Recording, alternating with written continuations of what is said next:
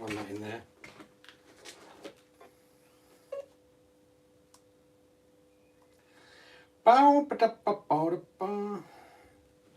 Evening all! What are we doing tonight? I don't know what we're doing tonight actually. I'm sure we'll be doing something. Well, what I have planned to do, I won't be doing, which is slightly annoying, because I faux barred. And I only just realised I faux barred. So I spent 20 odd quid on something I didn't spend 20 odd quid on. But I didn't think about it until it arrived, and then I've just gone to fit it and it doesn't fit. So, in Jack's Grahave EXB, we've changed the motors, so we needed to drop the spur down to 46 tooth. So I took the one out of my infraction, and when I was next doing an order I thought, well, I'll order. So I took the whole diff out, put it in Jack's car. I thought I'll just order this and then I'll fit this to Jack's EXB. Only these don't fit the EXB because the diffs are different, because they're LSD diffs. I don't know whether I've got enough spare parts to make up a whole new diff, so my infraction is out of the game at the moment until I'll probably buy a whole centre diff for it. It's slightly annoying, out drives and everything. I don't know whether I've got spare ones anywhere. Who's with us today then? So we've got Emily, Alfie Cox, Guinness Pig Gaming and all. No, you've got there first. Wonder who did get here first. Can't stay today, Mum's bar opening in 2 days and on way to IKEA. Well, do you need to go to IKEA, Seb? Just carry on outside. Hi Stu, Dan. What Super Clash of Clans? You recognise the opening tune. Hi and bye Seb. Alistair, evening, how are you? Are you going to be you know where? By chance? Got to bring the PPS mount for you, hopefully. Hello Jerry. Russell, or Revo, how are you? So yeah, I don't know whether I've got enough spare parts to make up a diff. Probably not. Although I did go through enough diff parts. I even ordered the diff oil for it because I was running out of 10k. Oh, sorry, 100k.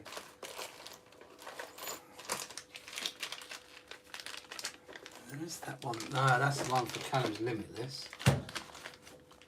Oh, what's this one here? Ooh. Could we have enough spare parts in this one here? This is how many diffs I went through on my V4 Creighton. It was ridiculous. So we've got that, we've got the out drives. Although that looks like a new out drive. I hope that's not an M2C one. That looks like it's hardly used.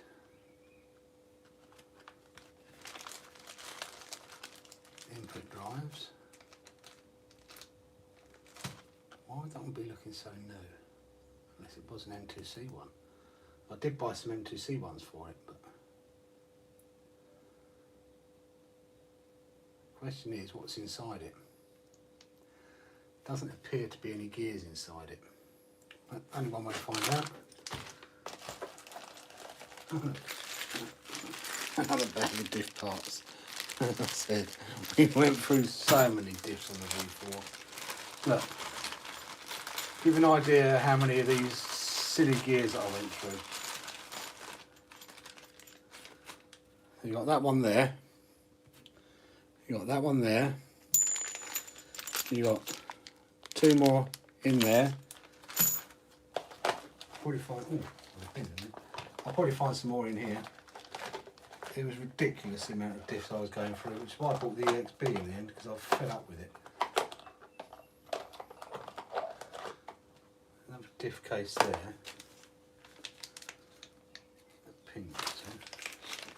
Not what I was supposed to be storing there.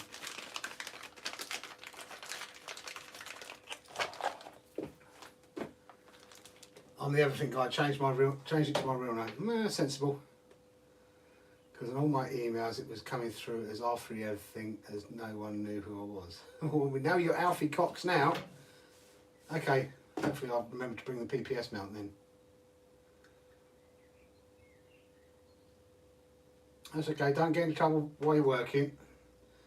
Evening Callum, how are you? Matthew Sim, evening. So, let's have a quick look in here then, see if there are any, oh, if I just can't be bothered to do it. Probably not any gears in there. Ouch.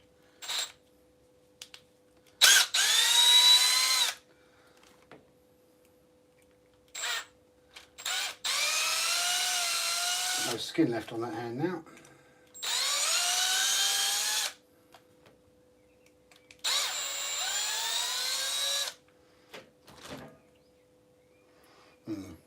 Devoid of teeth, not inner gears. Everything else is there apart from the pin. Missing a pin. Question is, I can rebuild that bit. Have I got teeth anywhere in the satellite gears?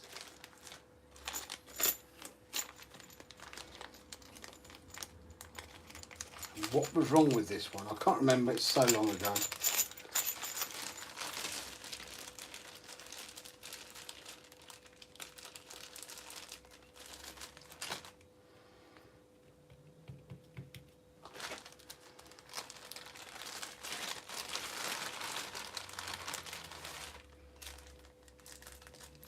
Pins there, but I might have pins in the other room. Oh, no, there's pins I was making. The drill blanks I was making. XT90s mainly I use, nice and easy. IC5s or EC5s or XT90s.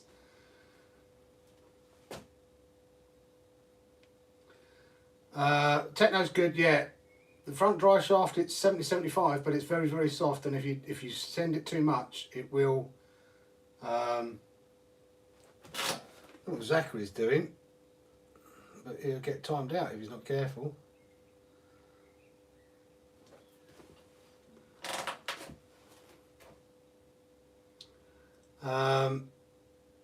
Yeah, that's why I've said it's not a hardcore basher at the moment until we get some M2C to stiffen up that chassis.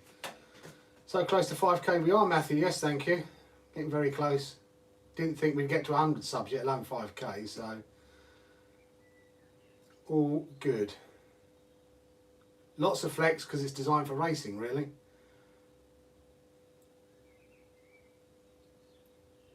Yeah, be careful because lucky my mods are a bit slow on other. If I'd have seen that on, if I was modding on someone else, you'd been timed out for 5 minutes. But so you're a bit lucky. So thank you for saying sorry. Right. I'm going to do this. I'm not going to try and find all the bits I need to find on the live stream because you'll get bored of me hunting around to see if I can build up a diff. So the car's running at the moment, that's the main thing. So we will have a play with that, see if we can, plus I want to see if that is a new, it looks brand new.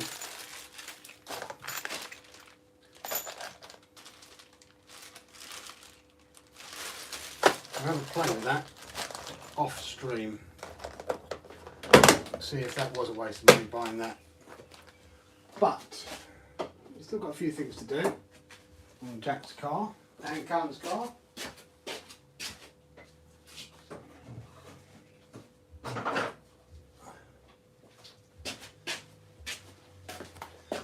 And I'm out in the garage because it's a bit warmer today. So Jack's still having a habit of breaking the wing mounts. Aren't you, Jack? I don't know how he's doing it, but he is.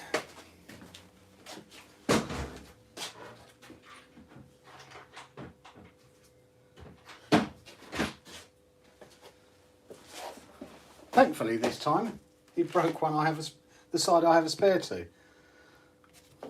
It's just a pain fitting them with that rear mount.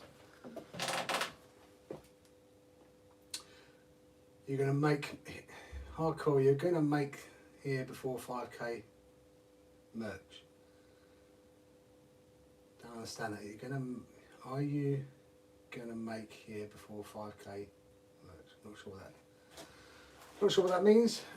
You might remember my comment about it, but to fill people in on my rear axle joint, the mounts, the duff wore out. I got the part under warranty, but I don't have an Allen key long enough. Oh, that sucks. What size is the Allen key? Is it, because, yeah, have fun, Jack, you're fun. I hope you're editing. Jack will disappear now. As soon as I say the word editing, he runs a mile.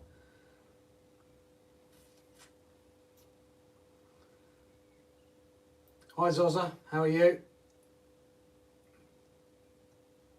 Yeah, see, bye. If you need a long one, the MIP ones aren't that long. So I've always...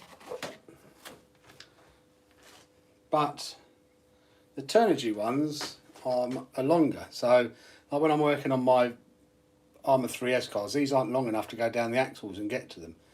Whereas these Turnigy ones are a little bit longer. So they get down and they're... Because you get this bit here, it gets in the way sometimes. And these Turnigy ones, whilst they're only like £2, they're quite handy to have.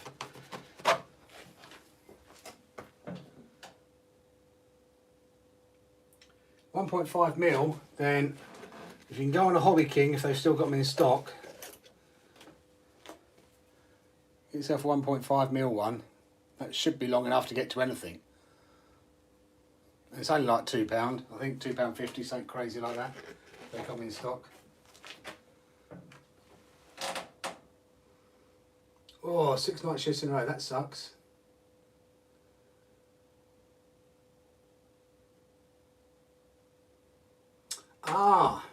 We haven't really got any merch. I keep asking the boys to look into it. That's why I'm going to open this door because it's still hot in here. It's very muggy. I keep asking the boys to look into merch, but they haven't really done it. And I've looked into it a little bit. And I don't want to sell merch which I don't know if it's any good. So I've looked at Teespring, for example, but I'm not sure of the quality of that. So I don't want to be selling merch which doesn't have good quality, if that makes sense. Let's bring that up a little bit. If you want to see what's going on with the car.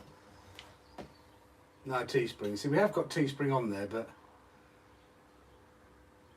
it's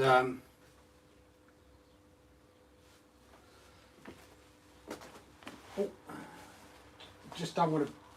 I don't want people buying merch which is no good. That's my issue with it. So one of the jobs we've got to do tonight,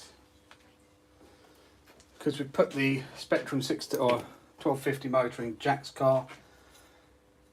So I'm hoping. I've taken this off our Outcast 8S. I don't know if it fits or not. Ooh, it might fit that way. And go through, slide under there, and then have that on the side. Might work like that. Anyway, we're going to find out. And I'm going to hate it now because I think I've blurred one of those off when I put it back in last time.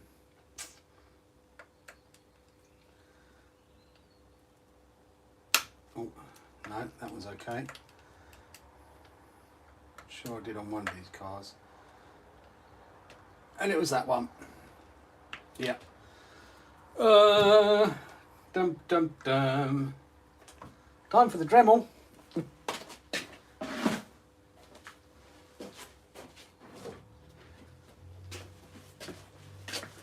Forgot about that as well.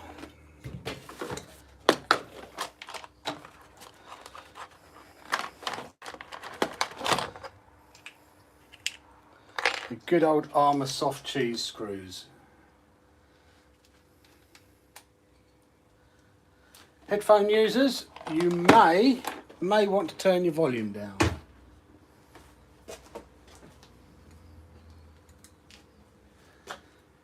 Because we are about to get loud.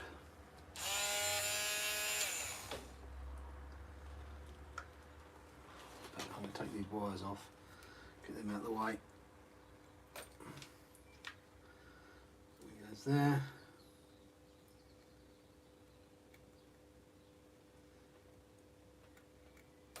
That one goes over there.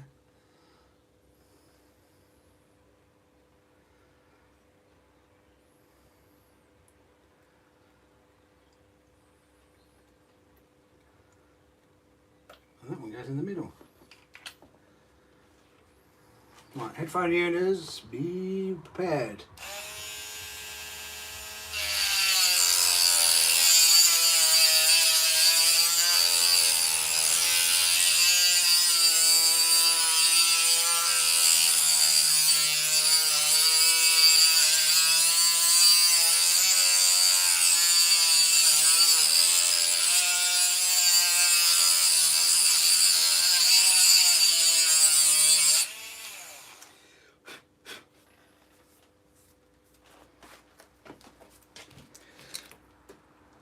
How to get a chocolate armour screw out when it's stuck.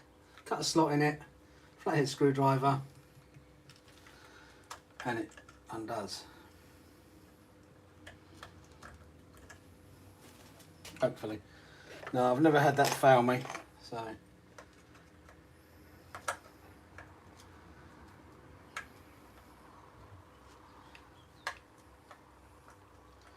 And these ones are notoriously bad for it.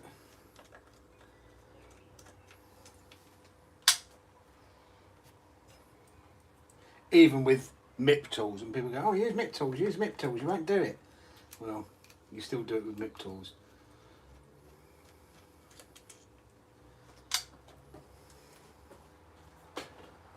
What am I doing to your car? I recommend getting shirts screen printed in bulk and posting them. Yes, might end up doing that. It's just obviously you've got a lot of outlay up front. When in doubt, Dremel it out. It's the only way with an armour, and that's even, you know, I've always normally heated them up as well beforehand, so I don't know why it's done that. Why Dremel? Because the screw had burred off, Jack. It wasn't coming undone.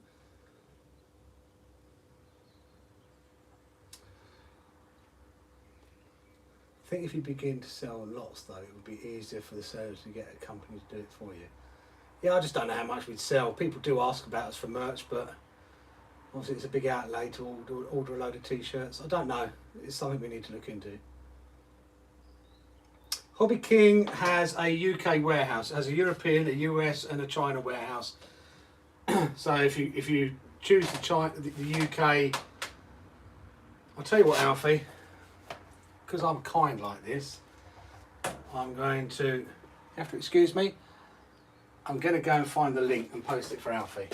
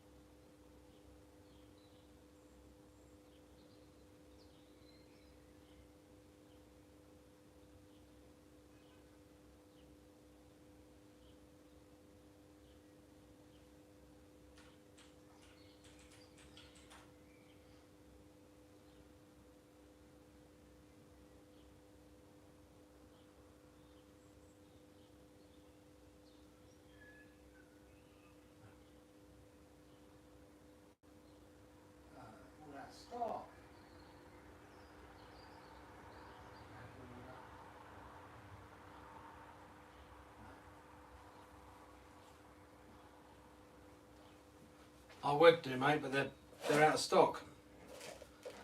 All on back order, which kind of sucks. So you might be able to find something on a model shop. You want the longer ones though, you don't want the MIP ones. The 1.5mm hex, over £2.36 as well from Hobby King. Bargain, really.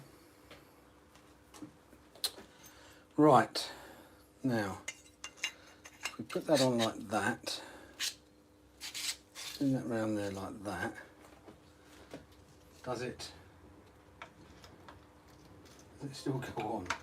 So I've taken it off my outcast, which is a pain.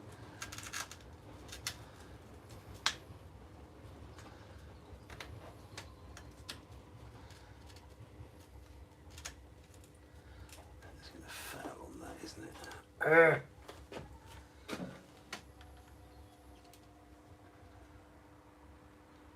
Do I want to cut some of it away? So I'm going to have to do to make it fit. I think.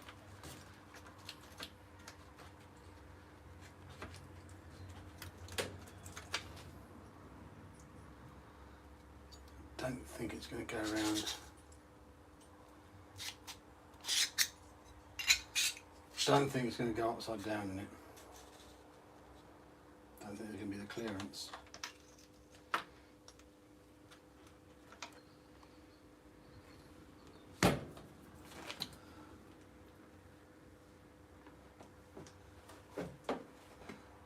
Could you imagine someone coming now, are you robbing that RC? I was thinking that, Tony.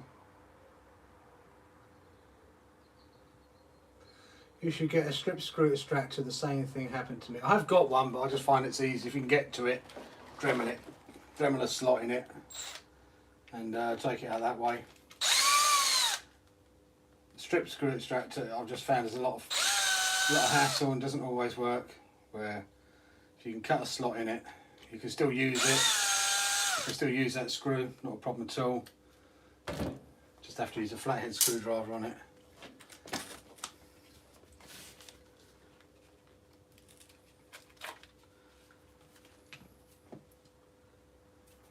You just ordered a K6 EXB, very nice. Which setup you going in it? And did you order the 25 tooth? What servo are you going for? Because it comes with a 23 tooth pinion servo horn as standard now, which not many servos fit. It's a bit of a pain, unfortunately, but you do need to order the optionally extra 25 tooth servo horn if you're putting it on a normal servo. Just giving you a little heads up on that. See, that's going to foul that, which is a pain. If I take the pin out, does it go in? Is it just the pin that's fouling? Ooh. It is just the pin. I might be able to make that work. Yes, we like that. We like that a lot. It's done with your motor overheating.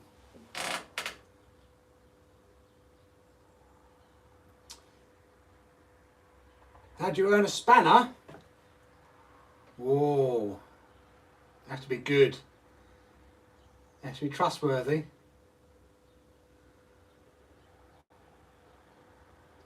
Be right back. Editing and Chrome taking up too much. I need more RAM then, Jack. There's Callum off as well. I want to work on your Tammy, but you do have to, because you've got to have the video ready for Sunday. I'm sorry, but that's life.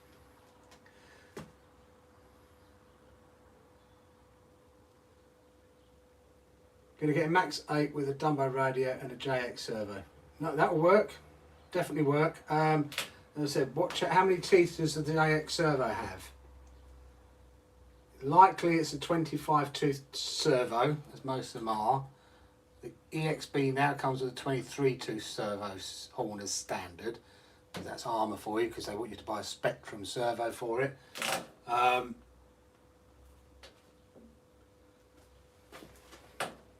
So you're that steam, oh, right. You're that steam train Tony. Hello, Tony.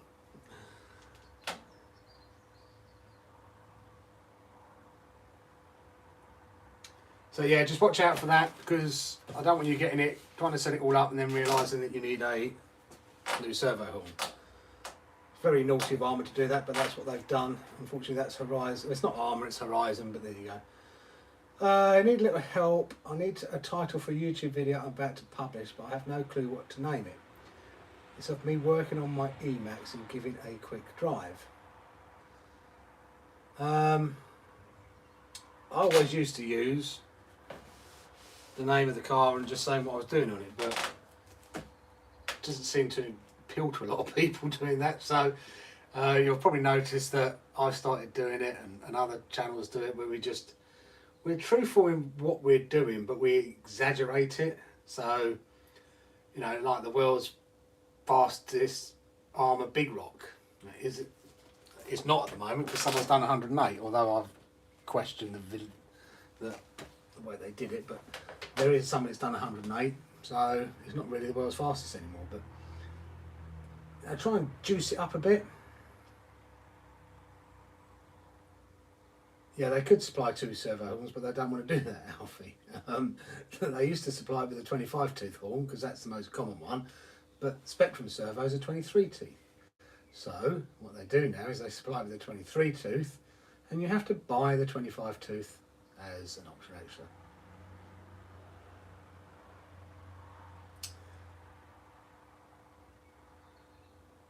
So what do you think I'd do then? If it's a 25 tooth servo, where have you ordered it? In which case, ask them, if it hasn't shipped yet, ask them to chuck in a 25 tooth servo horn as well. Unless, no, because the way Armour servos work, they're a bit funny, and you need the Armour servos really. You can't use the stock. You can't use the servos horns that normally come with, because they work the wrong way around. You might get away with using a servo horn that comes with a servo if it's got one.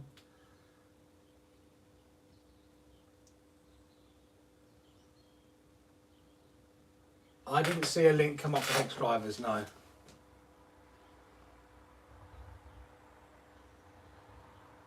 As long as they're long, my tape measure.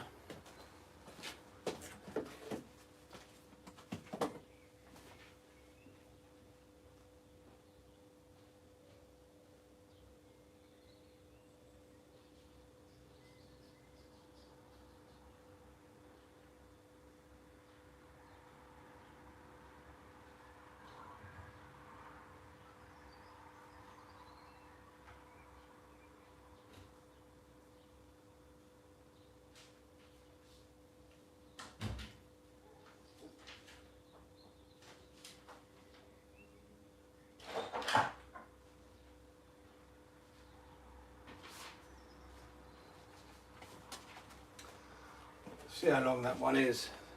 I think it's 100 mil.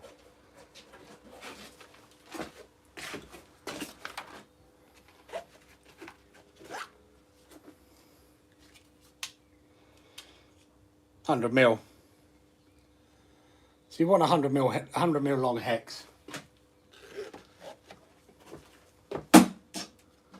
Should do you. Big BRC, how are you? Keeping well?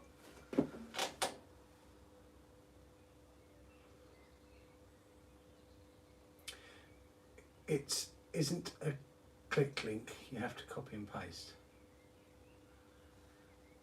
Might be that it won't let you paste it because it's a a link.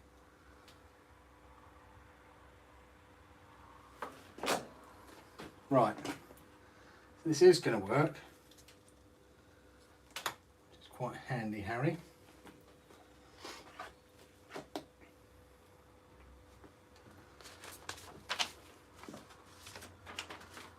Old meshing trick. So Matthew, you're still here. It must be quite late for you now, over there.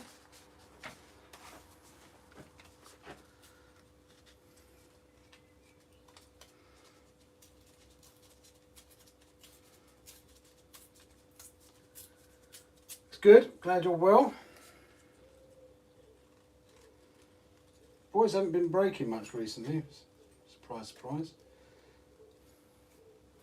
I don't want to tempt fate though, because we've got a big event coming up this Sunday. Big challenge for us.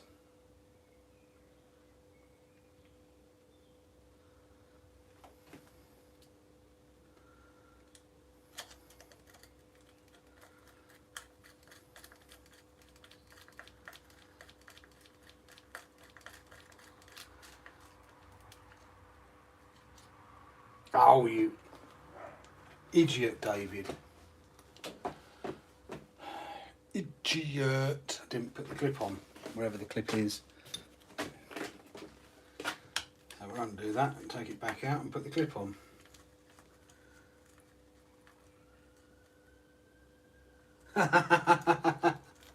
Yeah, I mean, I tend to use it a lot now. It tends to work most of the time. Gets you a nice mesh. Waffle, waffle, hello. I need to talk to you. I keep meaning to send you an email and I do apologise that I haven't. Love the decals, absolutely love them. So I want to order some more and find out how much they cost and everything. So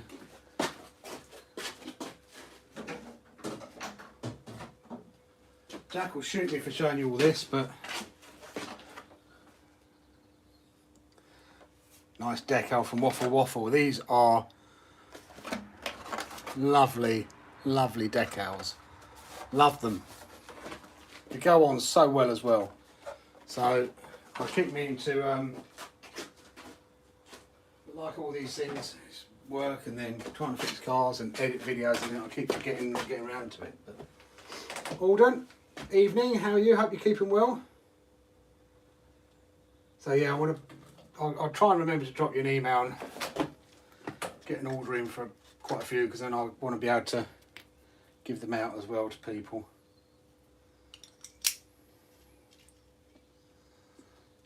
However this thing goes on.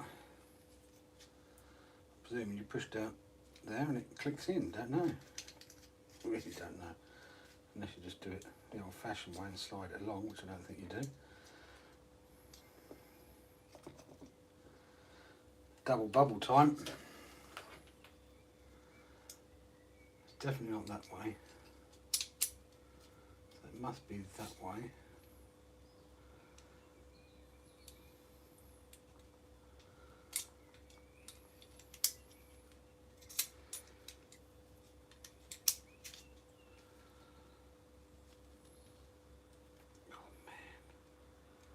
How does this go on?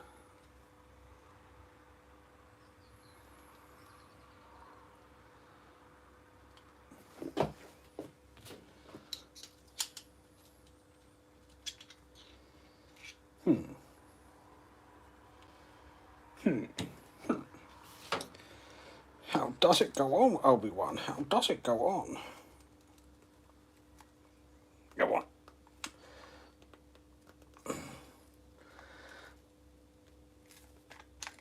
The force is strong in this one. Gotcha. That's how it goes on. Now, is that going to stop it sliding along the bottom there? Which will be a real pain in the butt if it does. Which it probably will. Yes, it does. They really don't want me to mount this thing, do they?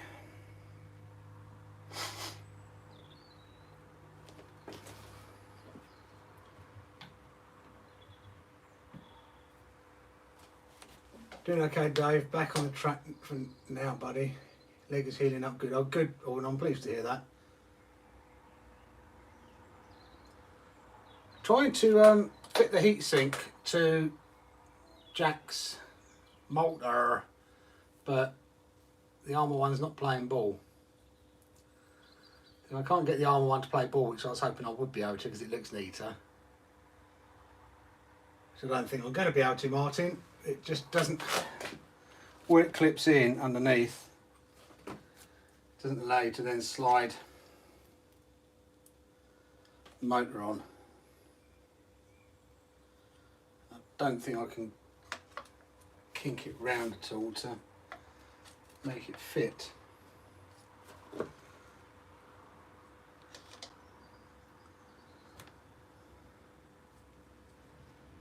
It's a bit of a pain. I wonder if I slide it around a little bit. If it's possible. I don't think that's going to go still. No. Nope, nope, nope, nope, nope.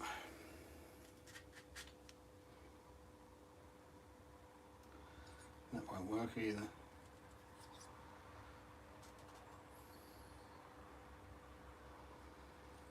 Just won't go on, I don't think.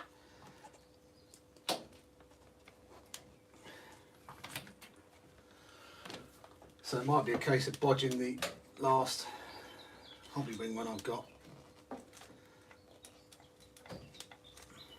or having this loose.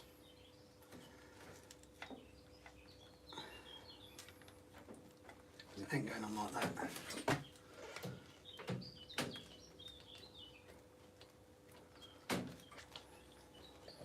Oh. Now it goes on, but it's just if I put this retaining clip in, Martin, it then won't slide in. Without the clip on, it fits, but then it's just a little bit loose.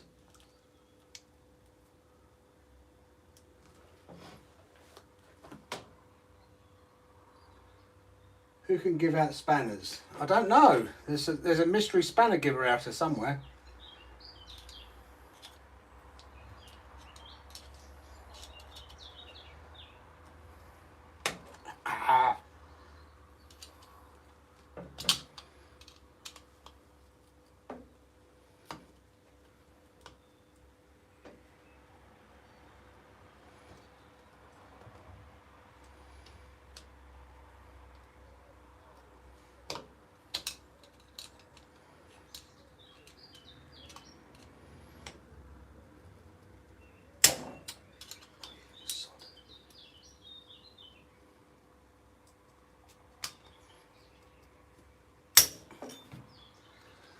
It fits, but it's just, I suppose, does it matter if it's a little bit loose?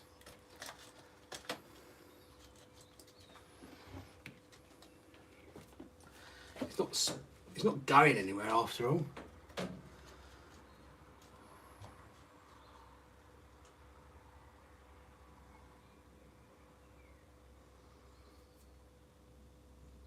Those diff housings look sick as what make are they? As well as the hinge pin holders, and why have you got Notorious tyres on there? They're not Notorious, they're actually Outcast 4S tyres. The diff case, that's a Vitavon one, so they come in either silver or red. We've got the red one that's in the XB, and the hinge pin holders are M2C, so it's the whole M2C hinge pin set up on the rear, and then on the front you can see that, probably not. On the front, the hinge pin holder is from Scorched RC because it fits. It's the only one that fits with the bumper.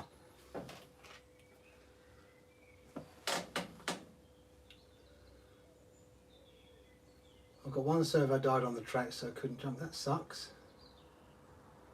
Don't use the clip. Yeah, that's what I was thinking. It's just going to be a bit loose. Might move around a bit, but on big jumps,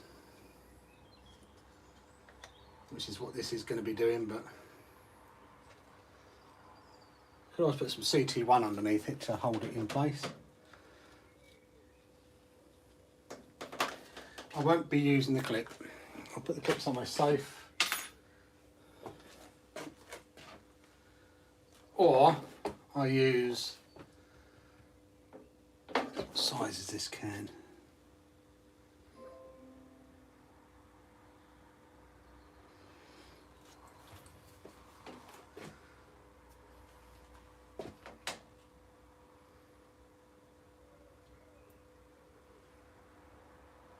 Oh, Alex SD, what you been doing? Excuse me. Mirage Ronald, hi, how are you?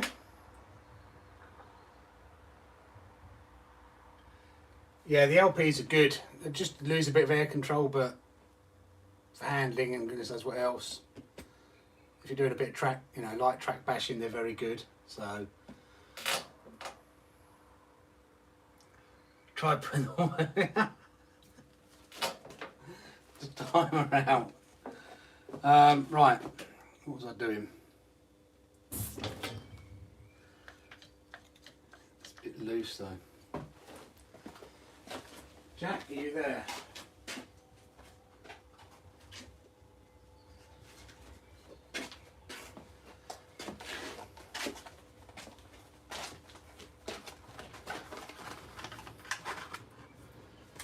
Or do I just fit that?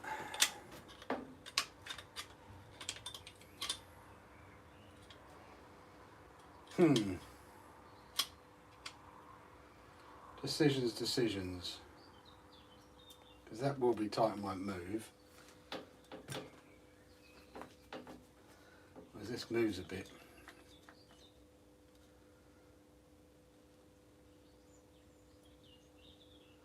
Unless I CT1 it a bit. Which I might do, hold it in place.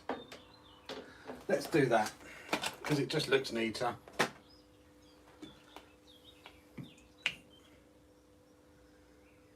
No big BRC, thanks for coming by.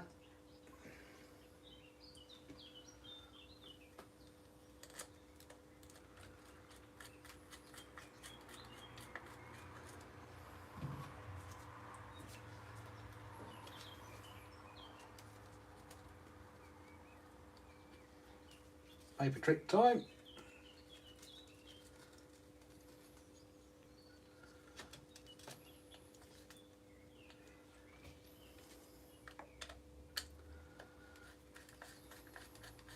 And yes, it's cheating using the paper trick, but it works.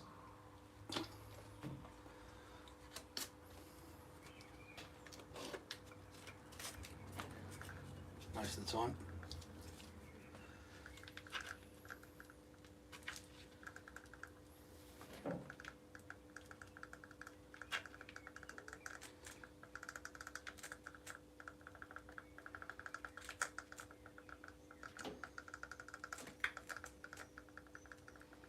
Yeah, I'm happy with that. Happy.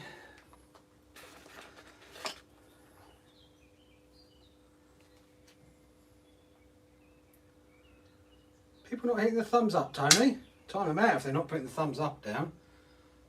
Only 3 thumbs up. I hope there's more than that. Although I haven't thumbed up myself yet.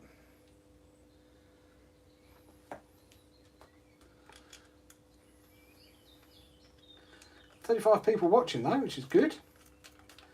35 crazy people in the world want to watch me on a live stream.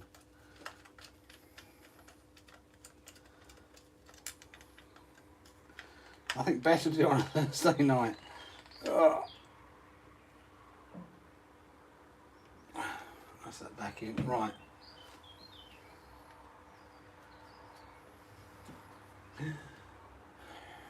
I can't remember which way round these go. I know that one went there.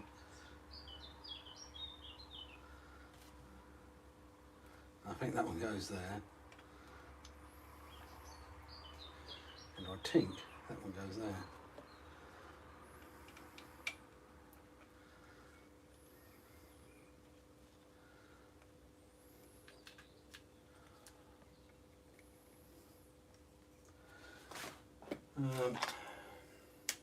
Double check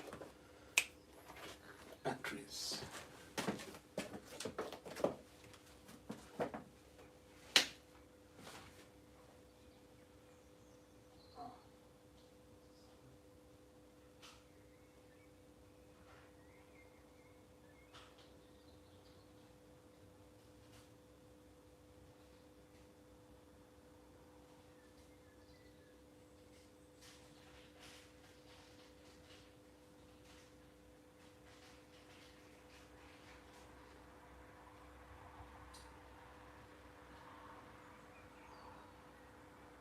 And I've just remembered that I've updated Callum's or Jack's NB4.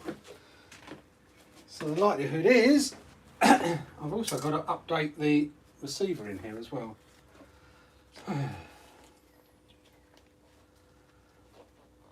Whether it's going to work or not, I don't know whether it does.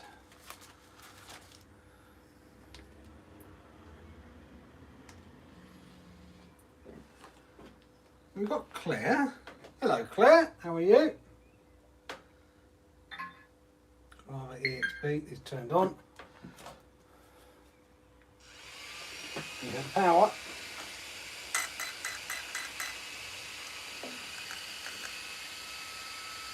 We don't have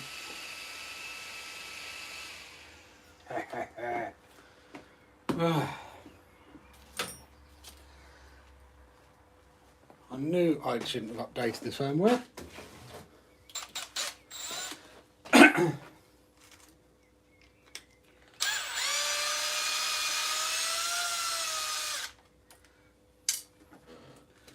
Way more work on this than I was thinking it would be.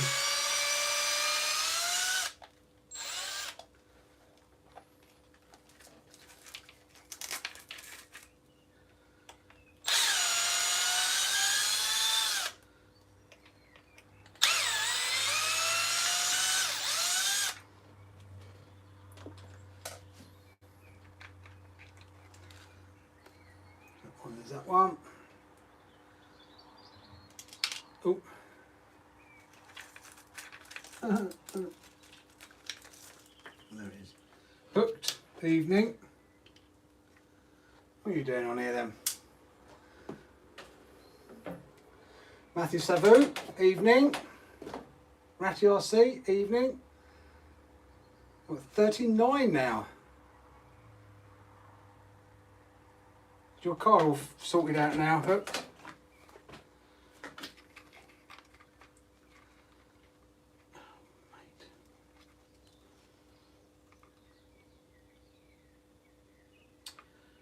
And I've got to remember how, and I'm going to have to go because I can't remember how you, which ones you have to go over to force the update. I think it's, I do know it's over bind and channel 3. We'll take that one out. Go over bind and channel 3, fry the receiver, and Jack won't have a car.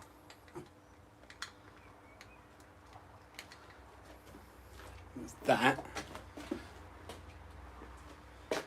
Turn it on and see what happens.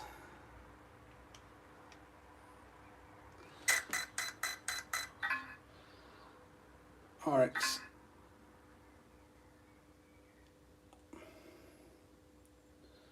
update receiver, FGR4, it is an FGR4.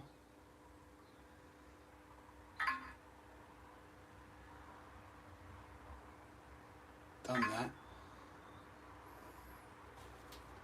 Oh, it's updating. I'm making it, I remembered how to do it.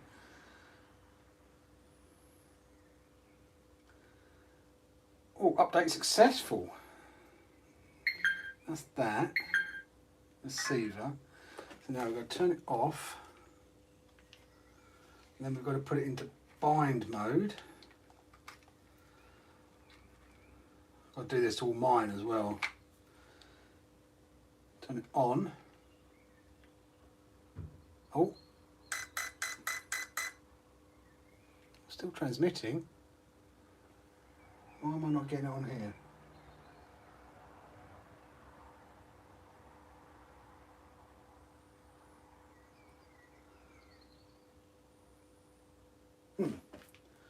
Can you guys still see me there? We're still live, it's just not working on here. That's strange. Reset my Wi-Fi connection on here. 7574, so that should work. YouTube.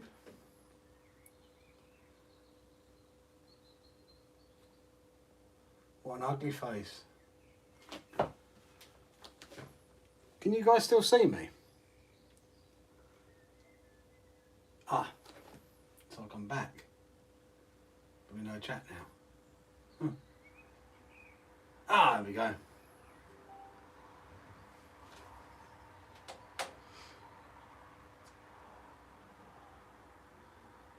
How's Kev 200 mile an hour thing? I don't. It's frozen again on mine. 200 mile an hour car is doing good. You saw his last video. I think he got 135 out of it. Bind classic. It's mode adapter for. Yep. Start bind. Binding successful. Binding successful. Yay. It's working again now. So we turn that off. Signal lost. One plug out. Signal lost. Oh shush. Put that back in.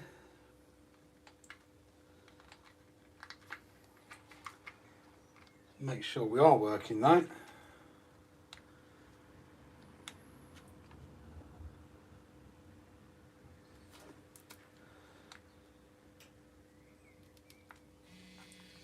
One of the best transmitters you can get this.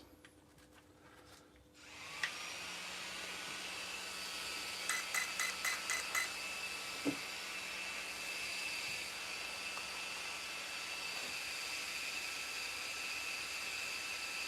why is it so slow?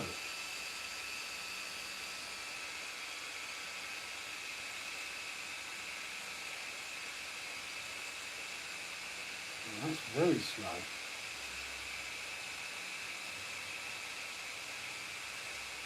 I'll let Jack deal with that. I haven't touched that.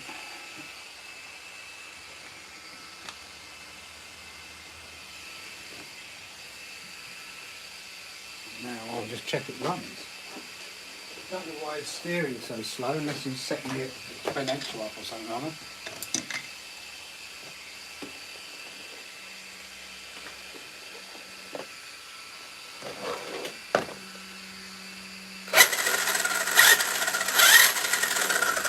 That's working.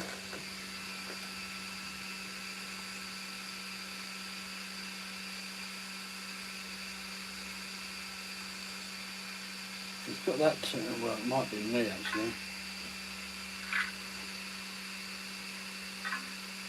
Oh, yeah it's me. This has got like the perfect pass built into it now, and I've set up the steering to go across the full travel over 2.5 seconds. So, don't recall doing that. I've been Jack that done it, 2.5 and return speed 1, so.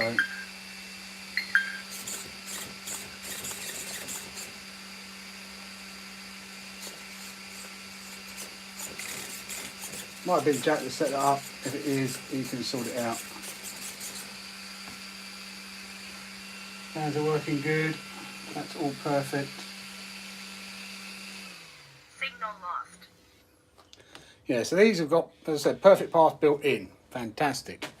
So if you want to do speed running, we haven't used it yet because I've only just updated. It came out in the latest update, so it saves people buying it if you did want to do a perfect pass type of thing. You set it to 5 seconds, pull the trigger, and it will go over to full power over a period of 5 seconds.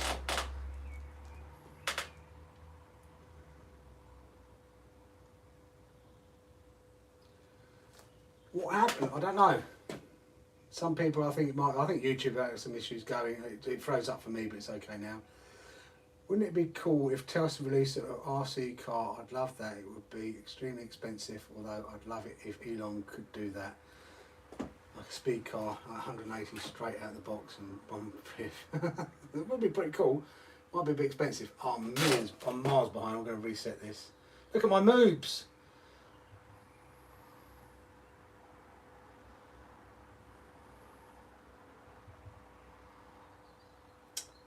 I haven't flown an RC plane per se. I've done control line when I was in the Boy Scouts. I built a control line plane and flew that. That's going back a long time though, because that's, as I said, when I was in the Boy Scouts. My dad used to fly control line planes, and he did build one remote control plane, but never actually flew it. And that's what really got me partially into the hobby, to be honest with you. My dad having these control line planes.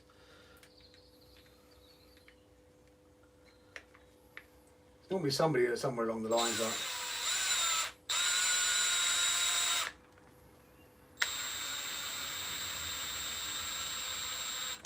fathers or somebody or other that get people into it.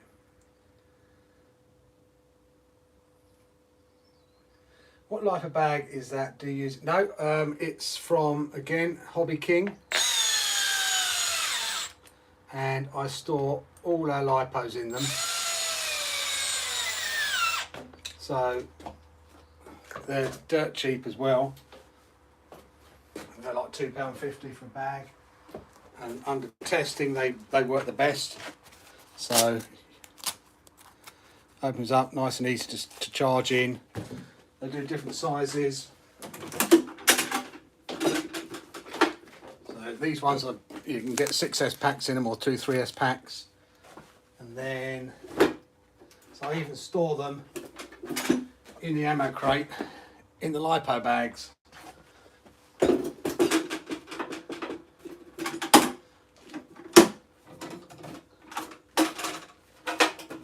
And these ones are quite nice, Hobby King ones, perfect size for a 4S pack. So 4S pack just fits nicely in there. Again, you have to keep an eye out for when they're in stock. Hobby King seem to be going through some issues, certainly on their UK stock at the moment, which is a bit of a pain. But keep an eye on, because they're only like £2.50 a bag, and they're just so much better than those flat ones, which take up, you can't store them in it. As I said, they've actually come out in testing to be the best. And I didn't do what I was supposed to do, which was check it was going the right way. Like an idiot. That's why I need to bind it all up. Now I don't bash with them in the bag because they don't fit inside, but I'm only, because I'm just doing some testing, I'll just leave it in the bag.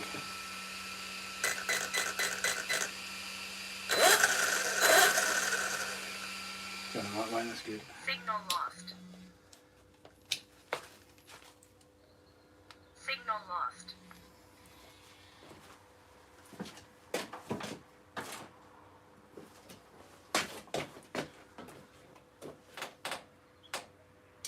Nice, RAF Care Cadets, very nice. I always wanted to do that. I don't see the control line cars are crazy. They do racing, but there's 3 people in the middle and they're just standing there and they're racing around this track. It's all caged off and the cars are doing redonkulous speeds.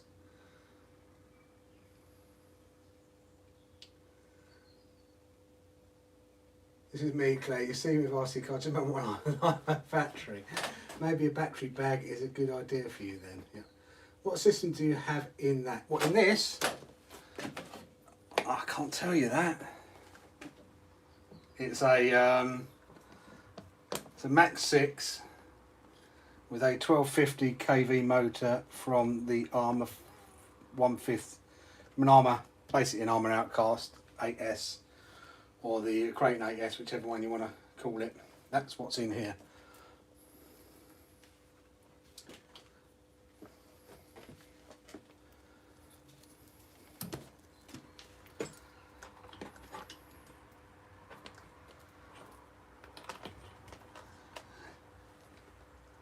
Have I got a spare wire, or did I just run one? I just ran one, didn't I? Although,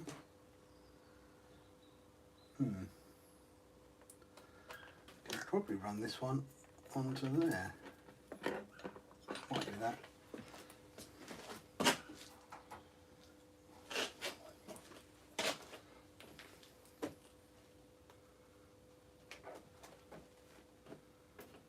I'm off, all you beautiful lot. My getting hot, is it? Yeah, phones do that, especially in this weather. It's like your battery's on its way out.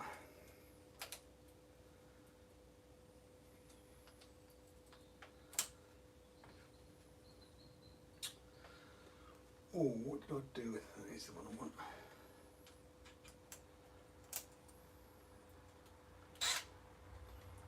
I'll start on this wing in a minute. All talking.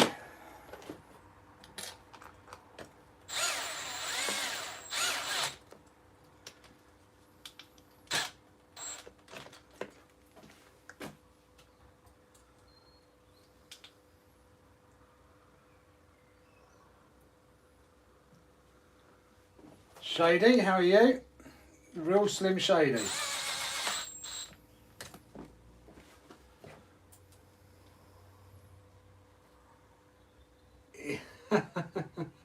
It's cooler, that's for sure.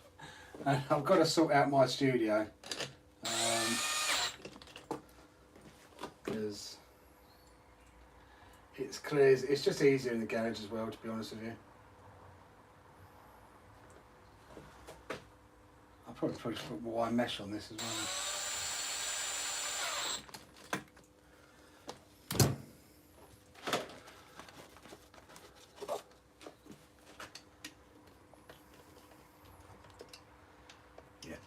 Need something to support this. It's going to jump all over the place.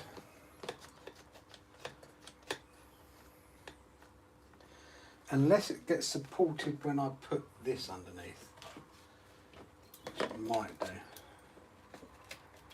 Not really though.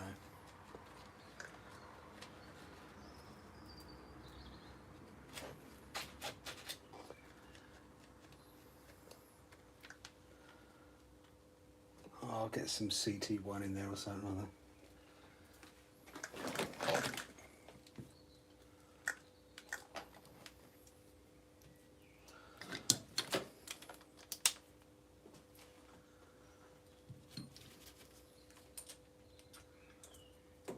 Oh, zip ties. I don't think zip ties will really work on it because nobody will it. Probably get a zip tie around there. Actually, it might work. Zip tie around that bit. Might get a zip tie might work actually. Good thinking, Batman.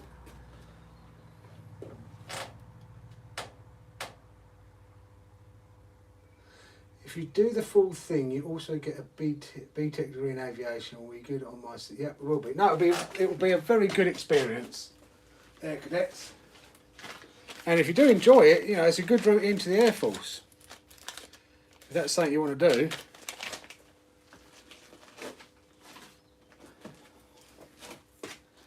It's long enough. Might not be long enough though.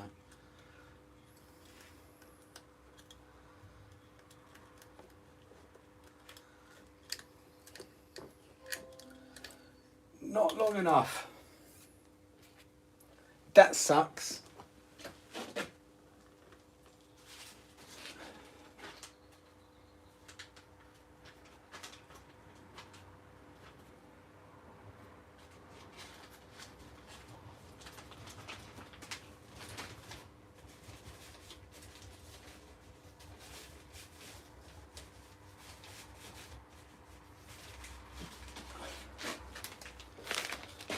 The problem is these are white. And much bigger. They will go round.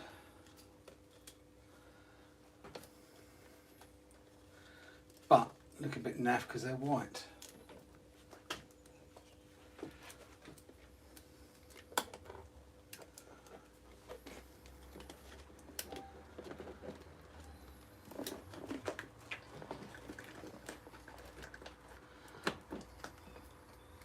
Come on.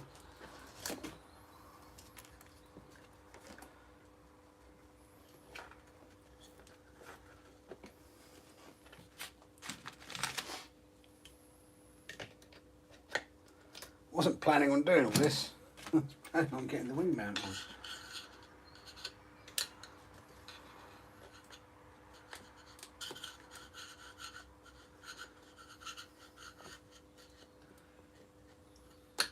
Come on.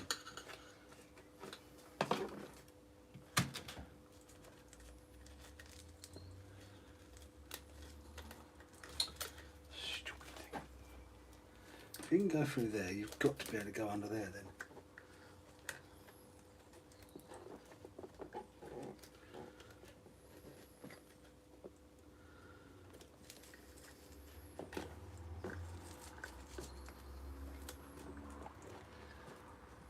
You can.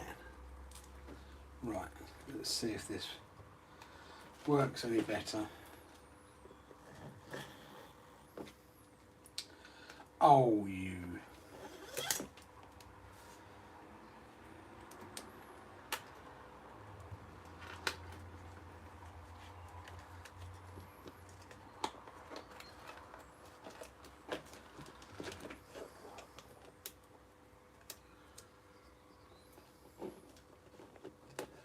Right, tip number 3. There you go.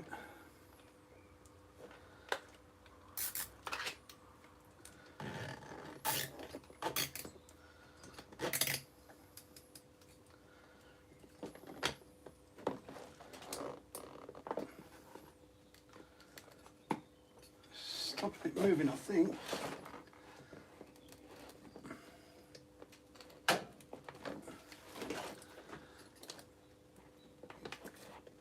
It's tightened it up, definitely. So, another one up the other end. That should work.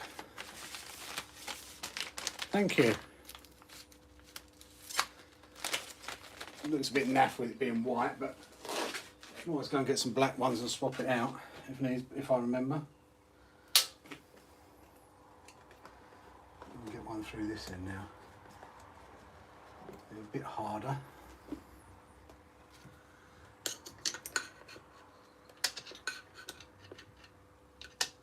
Come on.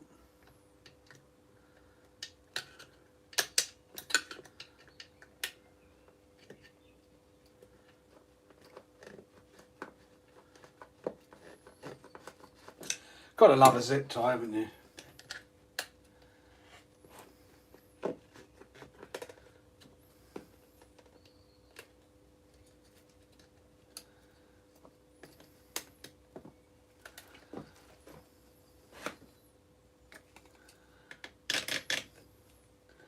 If in doubt, zip tie it out.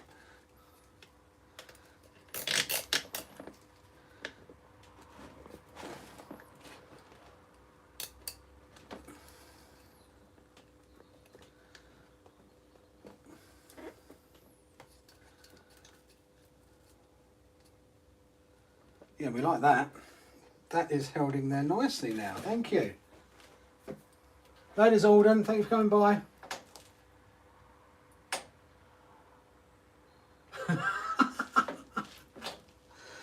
It's not me, it's Jack. Jack will go, look at the state of that. Oh, and it's me. I'm a bit OCD with things like that. The question is, will it pop out across there? Do I need to put one? Do I need to put one across there to stop it popping off, which it could do? So I'll put it, oh, one more, there we go. Can still pop off. I might get one of the black ones and wrap it around there. Now my scissors. What did I do with my schnizzers?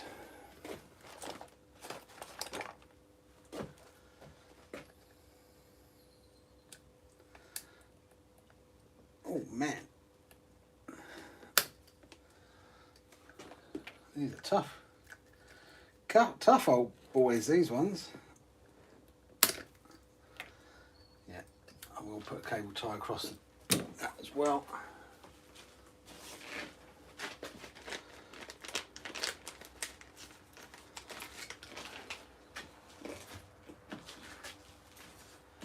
If this black one's long enough, but it's not going to be. I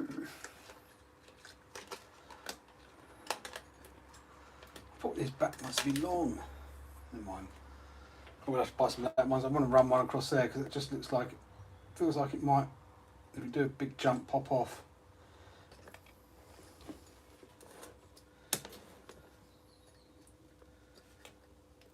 And we wouldn't want that because then it will go into the gearing and mesh all that right up. So, right.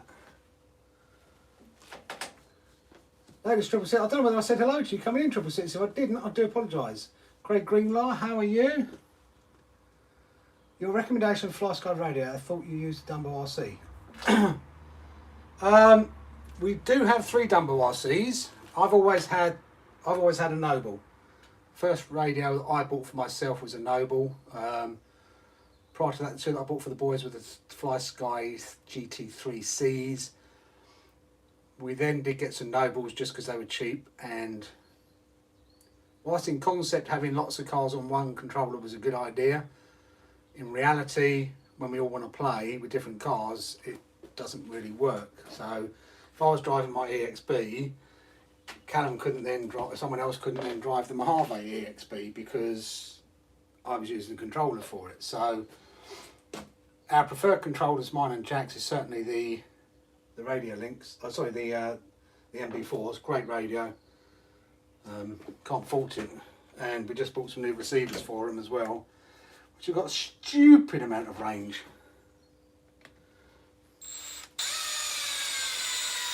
And I've just bought a new receiver for it as well. The new yellow one. I've got to put that in the techno because then you can do the rate. Once I have got the telemetry stuff to use, and I've got it on my infraction, I've just never bothered because it's all new extra modules and everything. So the new radio, the new receiver I've got to go in the techno can do the voltage built into it. This is a Mojave EXB.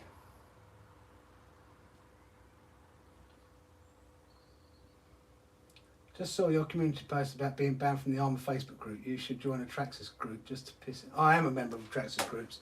No, it turns out that, you know, it was what I thought it was. It's just, I don't know. I don't get the guy. I'd helped him out so much in the past, and he just goes and does that. Just because, guys, he's got problems really. He's socially inept in my view. You don't ban someone without at least telling them why you're banning them, and not only that, but he blocked me on Facebook. So he did it and didn't even have the courage of his convictions to actually face me when I turned around and questioned him. He banned me from there and then blocked me on Facebook. And the reason for it, two reasons. The first one was when he started losing the plot was when I posted the Outcast 8S versus Traxxas one video on there. He really lost the plot over that one and threatened to ban me back then because I said about the Armour, the Outcast shocks. I said, well, Ruby, I didn't make anything up. It is what it is. I'm just reporting back what happened to us. If the Outcast would have won, I'd have done the same thing. You know, if the shocks on the Traxxas had broken, I'd have posted the same thing. I'd not hidden anything. He just lost a serious plot over the whole thing, and said you're one step away from being banned. Okay, fine. So, and then, you know, I always followed the rules of the group. Never posted anything. If we did a Traxxas video and only a Traxxas video, I never posted that there. If we did a Traxxas versus an Armour or an Armour versus a Traxxas, then I would post it there because it's to do with Armour. So I only kept it Armour specific, ever. And then we did the high jump one. I posted that, and he clearly didn't watch the video and just went 49 feet question mark. I said no, 52 feet, and he went, "Huh, I've done 73 feet." And I went, "Okay, if you've done 73 feet, fine. Where? Show us the video. Where's the evidence?" My Italian. And I said, "Okay, well, show us the evidence." So he posted his video. And he turned around and said, actually, first thing he said was, "Oh, I don't know why you're boring doing this sort of thing, boring." But he was making a big deal that he'd done 73 feet. Which if he had done, he had done. And I'd have accepted it as a challenge to try and beat it. We accept challenge, you know, to a certain degree. We don't say to every YouTuber out there, send us a challenge and we're going to take it on, because that's just impossible to do. But if we set our sights on something to be the best at it, the fastest, the highest, or whatever, and somebody beats us, then we see it as a challenge. I'm going to waffle now, because you like my waffles, I know you do. So anyway, you know, he was waffling on about, oh, it's boring doing these big jumps and this, that and the other. I said, okay, fine, you know. And then he posted his video and it was a good jump. And I said, in my response, I said, it's a great jump.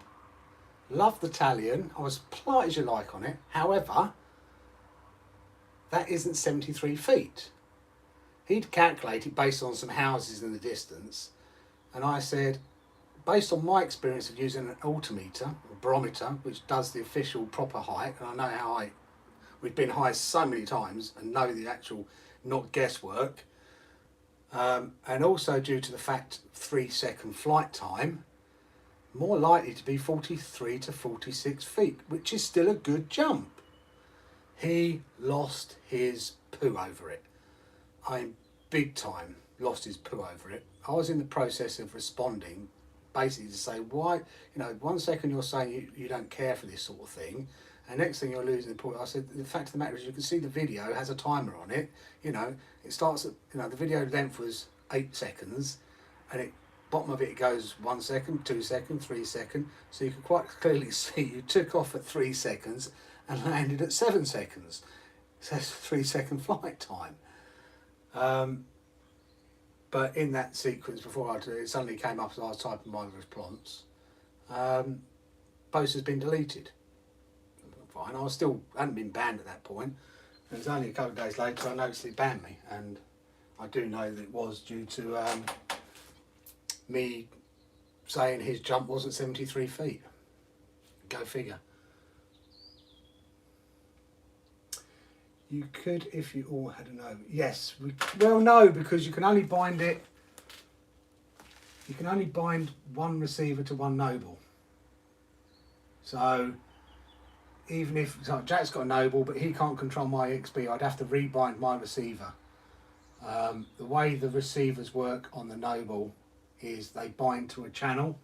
So I'll show you. I'll get Jack's one.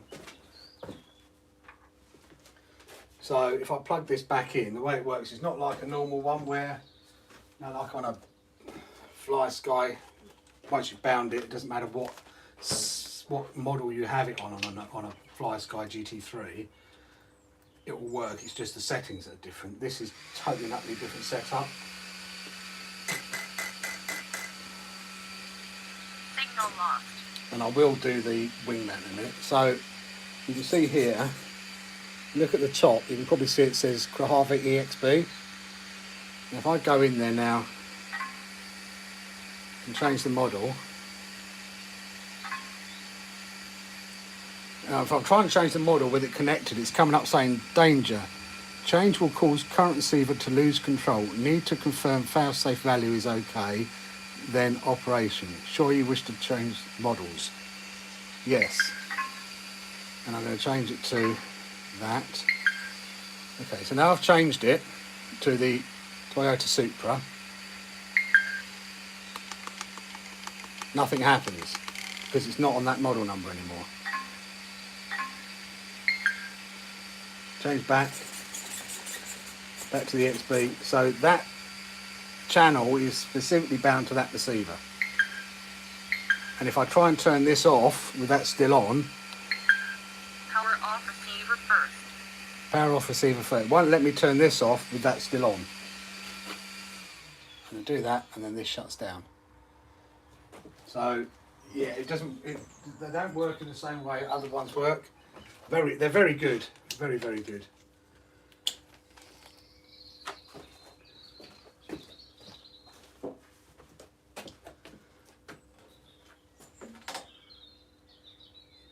What's the advantage of the longer chassis? The advantage of the longer chassis is more stability, certainly for jumping. Longer chassis just keeps it straighter and allows you to jump higher and longer, technically. Yeah, it keeps the front down. Just putting the power down, you can get more power down to go faster as well. I know you can beat it. Well, hopefully we can beat it. We will see. 108 miles an hour is it's a challenge, but we will take it on. Can't call ourselves having the world's fastest big rock if somebody beats us. Although, as I said, he was going downhill, and he did cut the back of the body out. He cut the back of the windscreen and the back of the, which to me, and I'll probably get, oh yeah, mini, but he cut this bit out, and he cut all of this out to aid the airflow that was getting in, and obviously acting as a parachute behind here. So at what point does it, I could put the Typhoon body on it and say you've got the world's fastest big rock, because I've now run it with a Typhoon body on it, even though it's still a big rock. I think he cares more about I think he cares more than he tells you. No, I don't know. I helped him out a lot with his batteries. I helped him out getting parts, and if I was offered parts and I didn't need, I'd send them his, to let him know that they were available and things like that. So, helped him with, trying to help him with his position with his kid and everything. So it's just, to me, I just don't get why somebody would do that. I supported him with his lipo issue and tried to advise him on how to deal with it. But it's just not the way you treat someone. If you're going to ban them, then you let them know why you've done it as well. You don't just do it and then let them find out by themselves. It's just childish. But anyway, it's no loss. I'm not losing sleep over it. I just wanted people to know that I was fairly active on that group, helping people out. So all of a sudden, just disappearing. I just really wanted people to know that it wasn't me that disappeared. It was me that got booted. So there you go. What would you recommend on a budget range upgrade for my big rock? Could get a Dumbo, but think they look a bit too toy. Great for my liking, if you know what I mean. Are you talking about radio wise? Depends what you want. Depends what you want. Why you want to upgrade it. That's the real reason. The SLT3 that comes with it is okay. We were having a bit of a range issue with it, so it wasn't going as far as some of our other radios, but other people haven't had that issue. Maybe we just had a bit of a funny one, I don't know.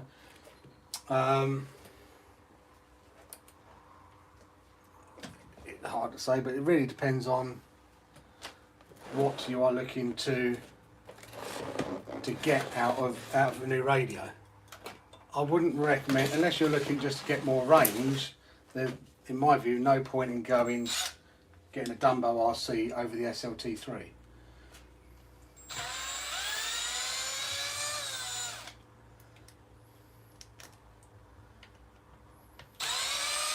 And plus, Dumbos do have an issue that people don't tell you about. They have two issues actually that people don't tell you about. The range is very long. Two issues that they have is, one is trying to trim them up is almost impossible. You turn it the slightest bit, you're going left, so you turn it the slightest bit to go right, and now you're going right. You just can never get it quite on the money. And the other issue with them is they just have a mind of their own sometimes. So you'll just be standing there, and we had it happen to our Typhoon that's on a Dumbo. The boys left it turned on. When we went to go, the Typhoon was nowhere to be seen.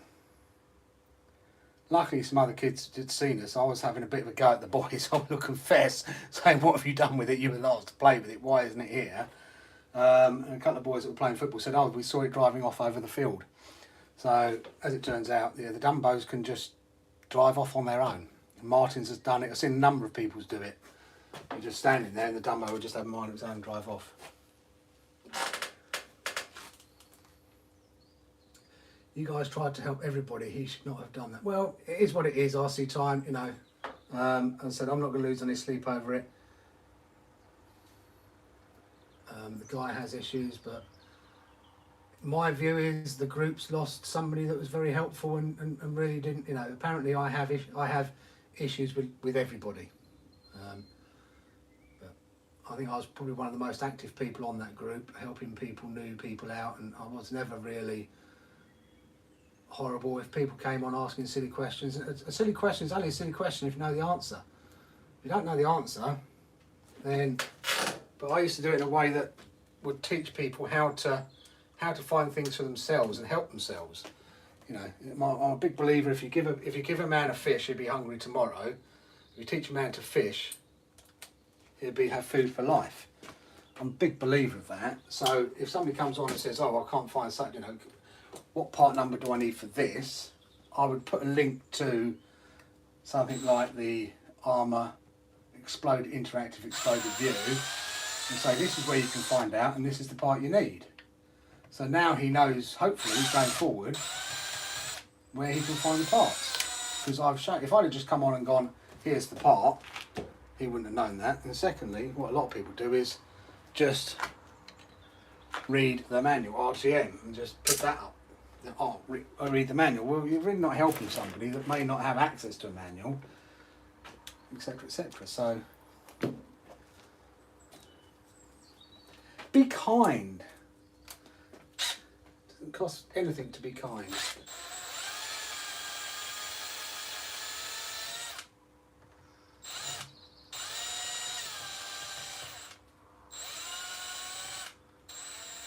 Radio Link is made by the same manufacturer as Dumbo, you are quite right. The Dumbo is the budget one. But we've got something with even better range now. Even better range than a Radio Link.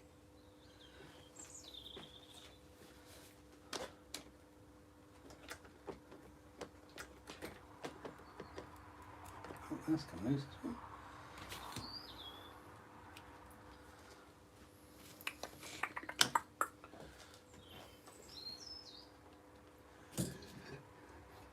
Where's my...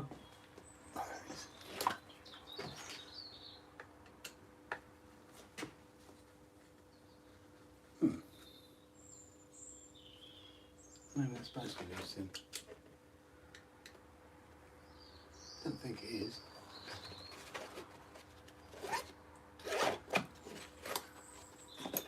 And I'll get all my tools out. No. Didn't think so. Right.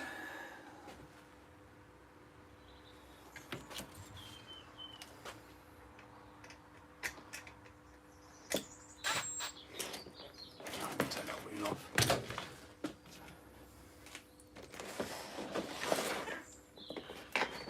So what's everybody else been up to then? Anyone going out? Ow! Anyone going out this weekend?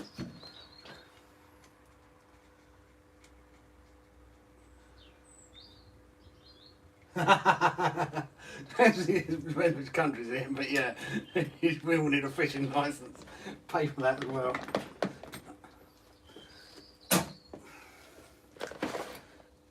Shady, you're in a jokey mood tonight.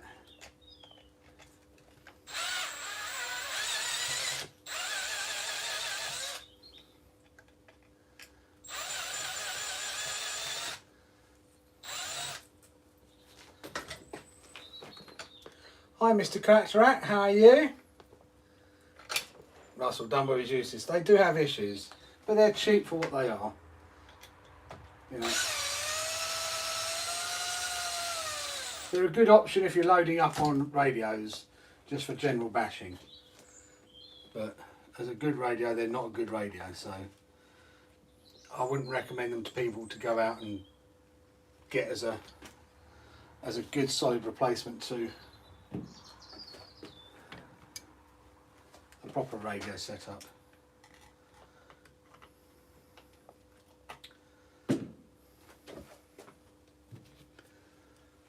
We bought, I mean, I got our first one to do speed running with, believe it or not, and I can't believe I actually did it.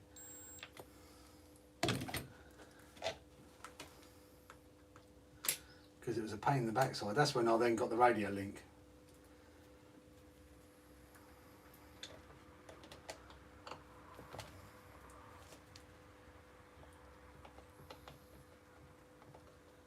Fishing is a lot more complicated than it was 50 years ago. It's probably a lot more, you know, requirements are a lot higher. You used to just be able to go along and fish anywhere. Well, every video you guys post, I'll be watching. Keep it up. Well, thank you, RC Time. Appreciate that. You know, we try and do good ones, but sometimes it depends what people's tastes are, really, doesn't it? At the end of the day, you know, I know the Tamiya one hasn't done that well, but we had a lot of fun with the Tamiya. You know, we're not doing it necessarily just to get loads of views. Sometimes we do it in the aim of, you know, this video should get a load of views. We've got one that we've got planned that hopefully we can do, which should get a lot of views, if we can do it. But a lot of the time as well, we're doing it just to record mine and the boys' time together, really, because I won't be here forever. I'd like to be here forever, but reality is I won't be here forever. And the boys can, I'm going to get all sentimental now, the boys can hopefully look back on it and show their kids, you know, Oh, I'm getting all sentimental. I'm going to stop it because I'm welling up now.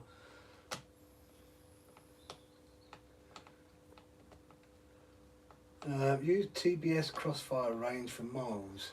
What's TBS? I've never quite understood why. I know it's on the ground, so you have less range on the ground. But why something like a DJI is using Oculus 3 as like, I don't know, 10-kilometre range or something crazy like that.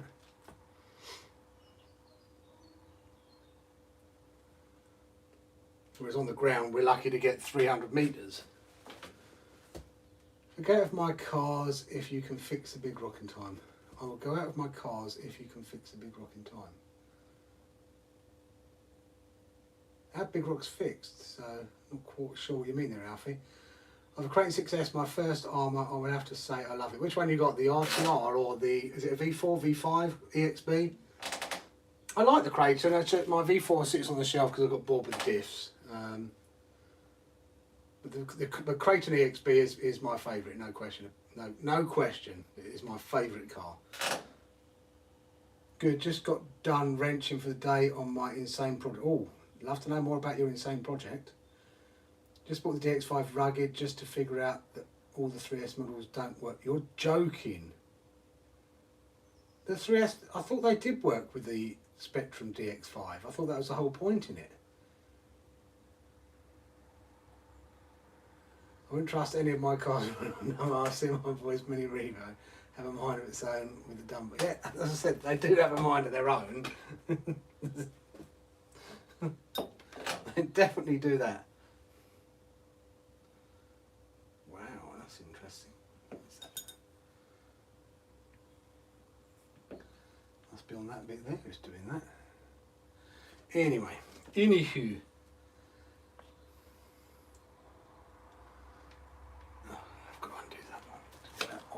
That out.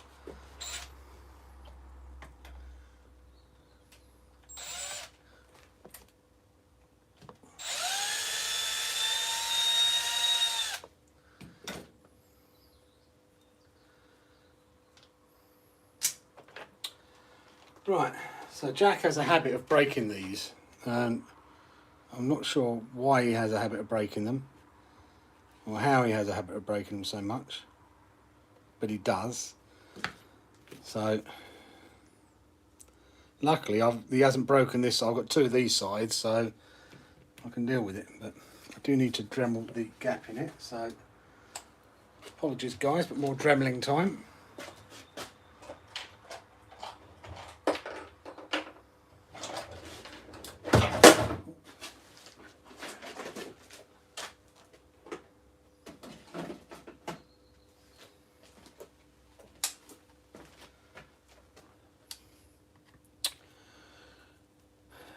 Right, so I know which bit I'm dremeling. About there to there. I have got my marker pen. So Revo, I'm loving what you're doing with that boat. I need to get a boat.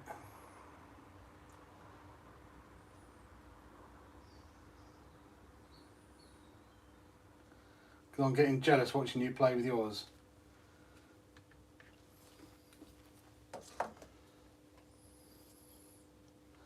Well gel, as they would say in Essex. Headphone users.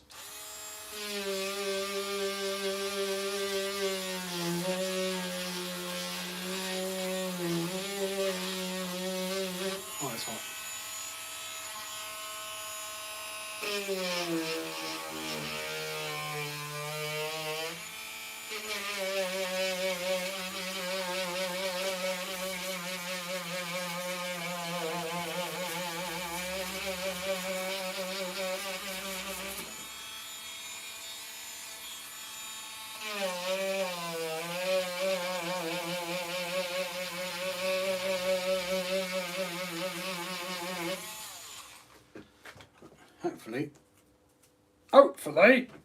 Hopefully that's enough.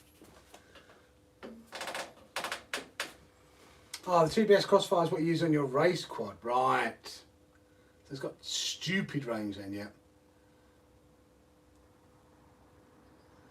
Well, that must be very annoying because the DX5 Rugged is not cheap, and not only that, but the receivers are not cheap either.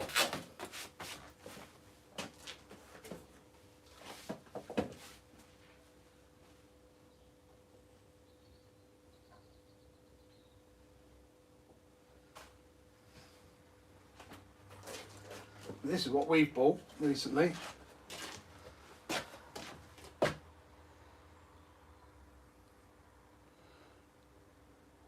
That should give us silly range. Well, in the air, 3.5 kilometres. So, in the air. Evening Waterside Bashers, how are you? Awesome, mate. I'm getting my boy one tomorrow so we can race it. Which one is it? Is it a UK? Is it from Banggood or is it a UK one? You're getting it? You're in the same project is an Element Trail Runner with trailing arms, super shafty SCX10 bomb-proof Tran, Holmes Hobbies. I'll be honest and say I don't know what most of that is, but it does sound like you've got it in the same project, and it does sound like that's going to be epic, for want of a better word. Bash Bros, evening, how are you? A V5 BLX, nice. Yeah, the V5 is better than the V4. The only issue with it is if you can get the arms when you break them.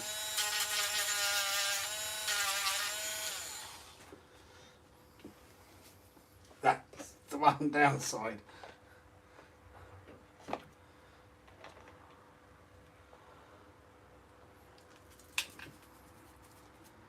Oh, keep getting my RSI. I hope it's an RSI because that'd be quite annoying.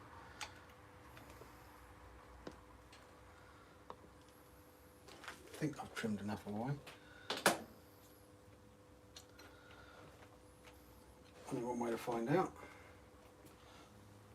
Oh, I'll take all that off first.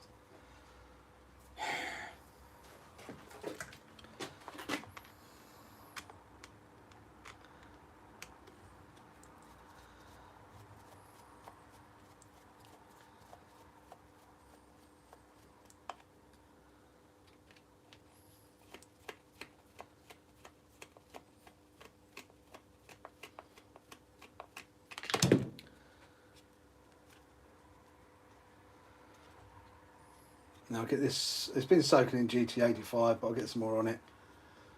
It's been boiled. It's had everything it needs to done to it. Is it ever going to be jack proof though? Probably not.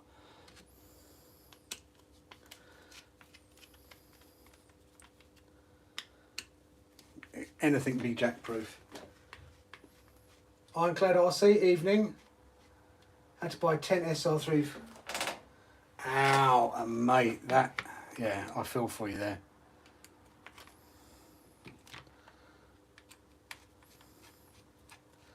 That would be very annoying. And so the Spectrum receivers, for what they are not cheap.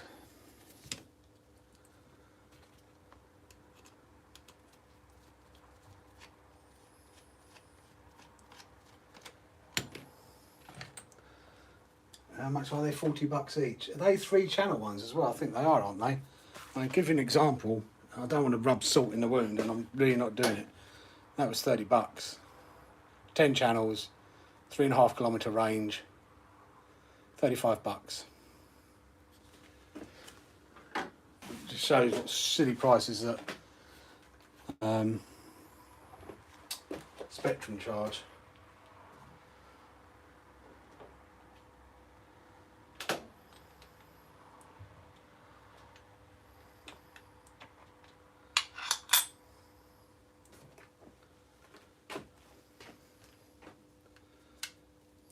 I just think it's offensive what the Spectrum charge, but there you go.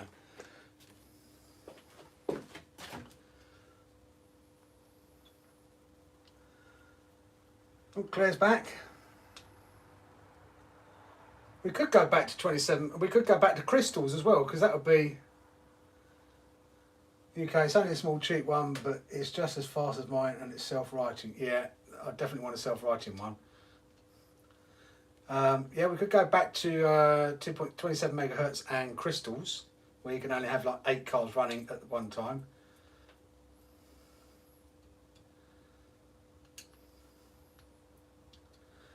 First round still on 35 megahertz. The longer the wavelength gives better range.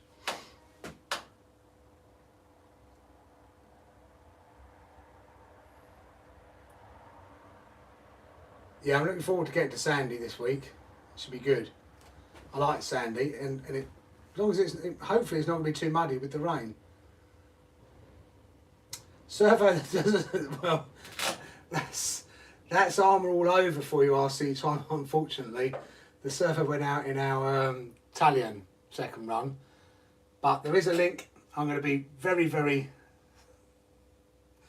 A link in the description below for a DS 3225, I think it is. The red ones, they're like £10, £11 each.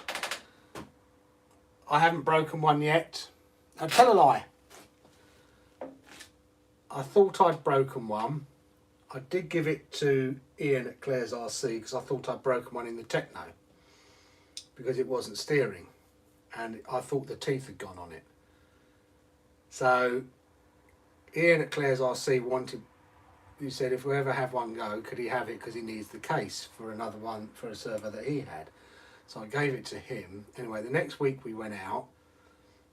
I think it was when we were at the Paddlesworth event, and the steering went on the Techno again. And I'm thinking, oh, this is silly. It's another servo. And I've not killed any on our Italian, my EXB, the Creighton EXB, my Harvey EXB. There's one in the Notorious.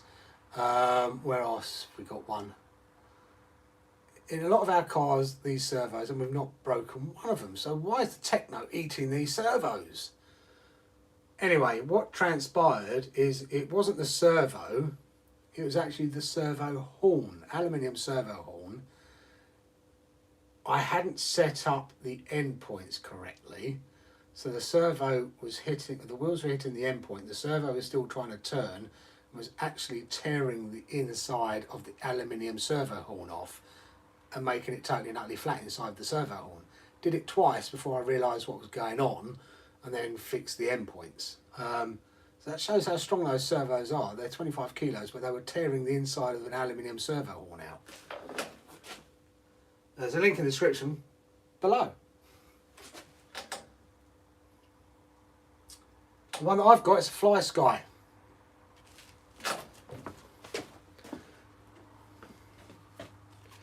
FTR10, so it's their flight one, so it normally goes in an aeroplane, 10 channel, but it works now with the new software that's on the not on the Dumbo, on the new firmware that's now on the Noble. This works with it. So it's on the ground, so we're not going to get 3.5 kilometre range on it, but it's going to be well over a kilometre, I would imagine.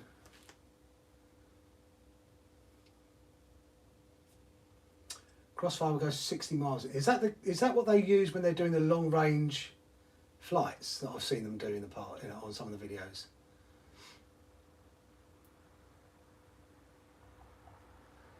Get a flag, yeah. Make sure you've got you're changing the crystals on both sides of it. I've still got those crystals somewhere. It's only 25 kilo servo, but it was stripping out the inside of the aluminium servo horn, and even Bournemouth couldn't believe it when I showed him what was happening. He went, "Oh my god!" Right. Anyway, less waffle, more wrenching. I'm going to trim that side up a little bit as well. I think we can take a little bit more from this side.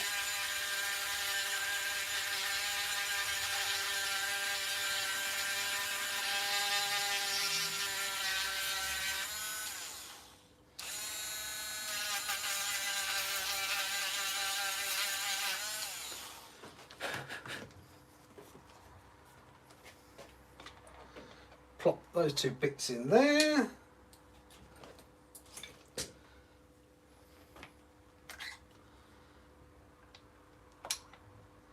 And we have to slot these two bits in. As I said, it is a bit of a palaver when you're using this rear tail brace, but it is worth it.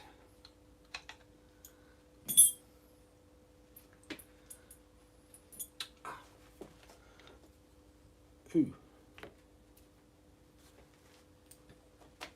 No. I thought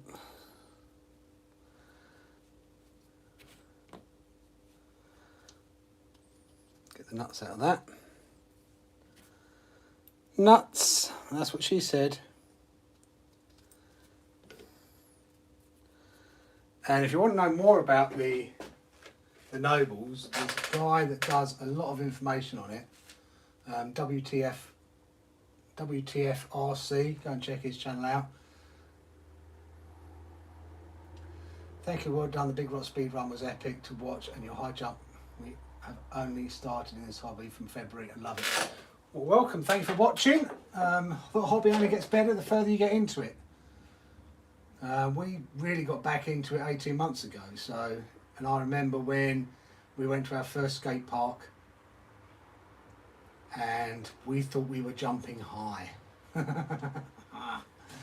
we were going, oh no, I was going, careful, you're going to break them, because I was used to Tamiyas from the past, and you do a little jump in them and they didn't last very long. In fact, if you go back to the very first videos, you'll see that Jack had a Tamiya, and Callum had a, I think that might have been when he had his Granite, I think. But anyway, you know, as you progress through, and then we were very lucky to meet up with Kevin, Claire, Martin, Bournemouth, and that gang, call it what you want. So we've been very, very, very fortunate to meet up with those guys, because, you know, we enjoyed going out bashing. We were doing a lot of it on our own, but it's just elevated the whole hobby to a new level, meeting up with those guys, having people to bash with. So yeah, love it now, absolutely love it. And I just wonder if I'd have survived lockdown without RCs. I suspect living on my own, working, you know, and I work from home and everything else like that on my own all week without something to look forward to at the weekend, probably wouldn't have done. Plus it's brought me and the boys much closer together, you know. So I have a lot to thank RCs for.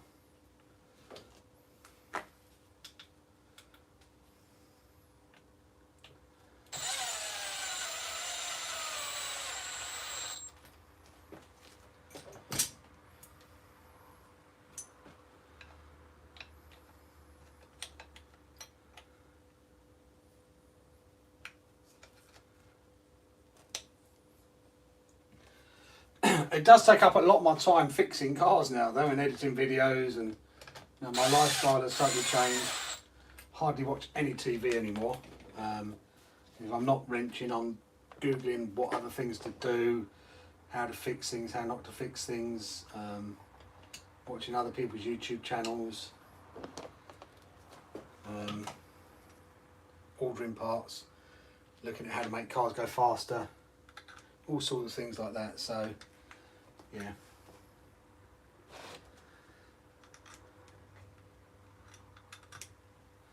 Can never have too much fun in this hobby.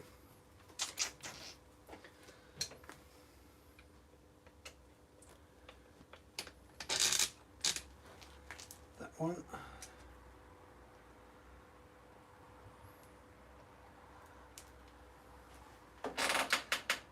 Thinking about getting an Italian, would you buy one after you have all the Creightons? Yes, if you can get one, because they've pretty much stopped making them now, because there is a new Italian on the way which is due out, it's supposed to be due out summer 2021, so imminently, depending on if they stick to their schedule or not, but it is due out imminently. The Italian is a little tank. As with all Armours, the chassis will be the weakest spot on it, but it's a great little car. It is different to a Creighton, it handles differently, being a lot lower to the ground. It's much better around the track. Callum loves his. It is a different car to a Creighton. So I'm glad Callum got it because it adds to the fleet, and I was always wondering how does it fit in, you know, what is its purpose. But it is a great car, great car. Be interested to see what the new one is. If I was a betting man, which I'm not, I learned that very young, not to bet. I learned the hard way.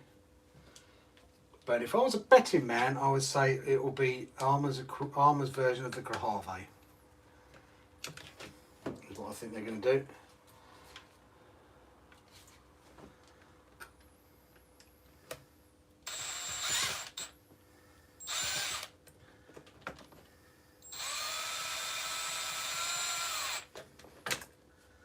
If I was a betting man.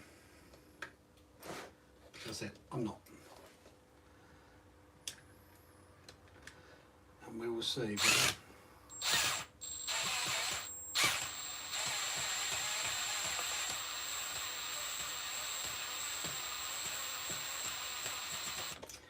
There's also supposed to be a new Outcast coming out as well, which will be interesting to see if that does come out and what it is, because it's not the same as it's not just a updated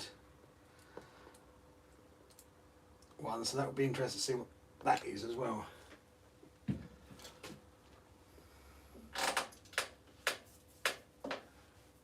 Oh, you've got one of those servos as well, RC Tom. Great little servo for the price, for bashing. They're not the fastest thing in the world, but I've even got one in the Techno at the moment. Yours is Flysky as well. I use the Coralie CS or Coralie in your EXB. If it works, it works. Dan, my old Tamer still had a crystal radio until a few weeks ago. You can get away with using them now because nobody else does. Probably very true. I have got one somewhere. I can't remember what I did with it because it's on my old HPI E-Savage, which I can't find anywhere. We did find the radio for it. I don't know what I did with the radio now. It's got the long aerial you have to pull out, a telescopic aerial. And my Tamiya up there is probably, in fact, say my Tamiya up there is boxes, very easy to get to now, because we had to take the body shell out of it. This is a blast from the, this was Jack's first RC. The box for my one unfortunately is long gone.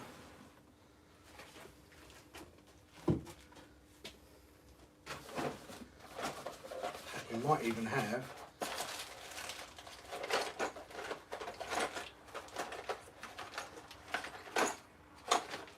there you go, for the youngsters out there.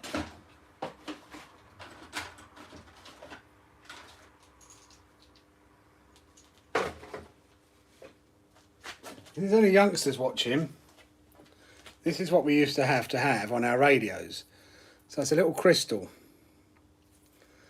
And there's one there, and it would have a number on it, or a little tab. This one's lost its little tab.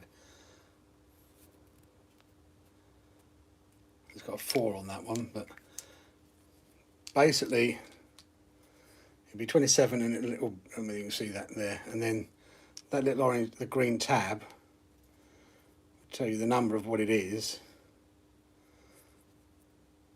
what the receiver is, and you just have to plug one of these into your car, into the radio in the car, and then into your transmitter as well.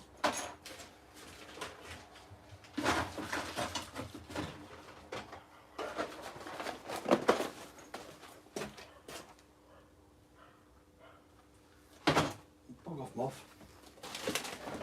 So. Here's a little blast from the past.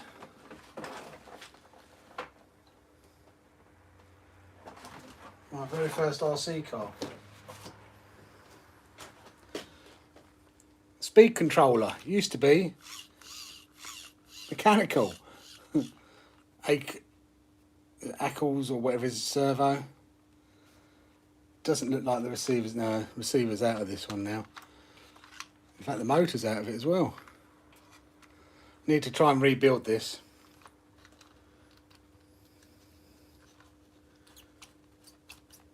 It's all a bit broken though. I need to try and rebuild it and get it all back together. I'm driving again.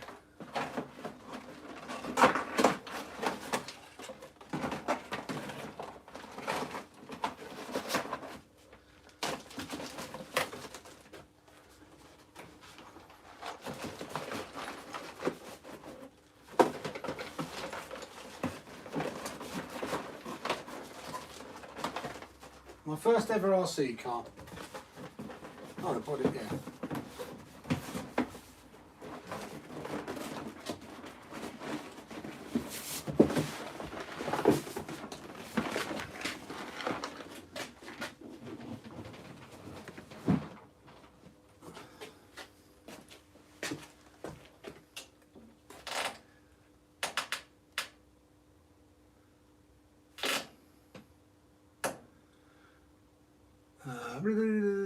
Damn, my old timer still has, yeah. You definitely have to, yes, if you didn't extend the aerial, it was a nightmare. Always wrenching. More of a fix up on this one, putting a heat sink on it, and Jack broke a RPM wing mount. So luckily I had a spare one on the side he broke.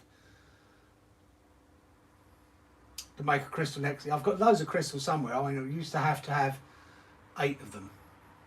I think they then upped it to 16. But if you went along, you had to make sure you were running a crystal that nobody else was, so you could only ever have 8, or I think they upped it to 16 people running at the same time. Or if you were on a crystal and somebody else turned theirs on, it was on the same as you, your car would go running off down the road because they were controlling it. Hi Gates, how are you?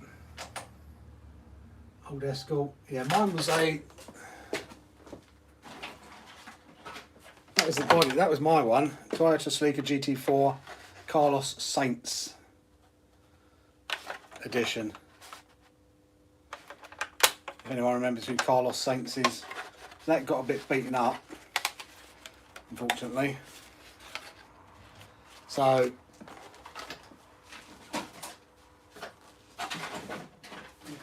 back then the Tamias came with, you had people sitting in here as well. So you had to paint all that. Then I went out and bought this, which you saw in the last video. Jack was running on this on his car because he didn't want to damage his body because it's too nice. So he thought he'd trash this one a bit more.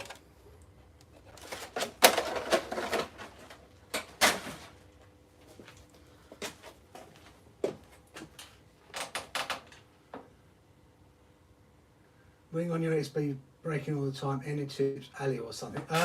What are you using at the moment? You're using stock and RC Melfish. Welcome to the channel. First time I think I've seen you on here, so welcome aboard.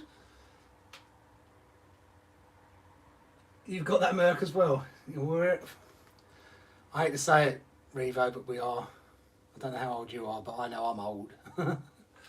So he's going back. If you're using the stock one Melfish, stop using the stock one because you'll break it every single time you go out, probably. Now, there are some people that are 3D printing them with TPU, and they're saying that they're really, really good. So you could try that as an option if you can find someone that's doing a good wing mount. The other one option that I use, which has stood up the test of time on my EXB, on Callum's Italian, on my V4, is the RPM wing mount.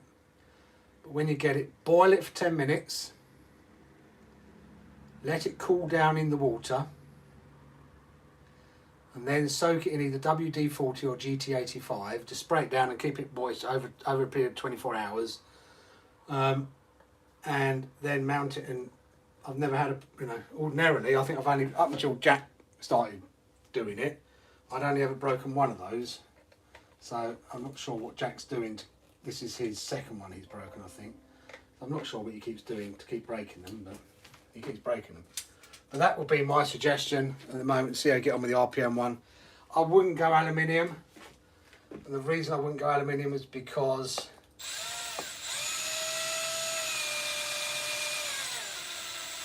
you want some flex.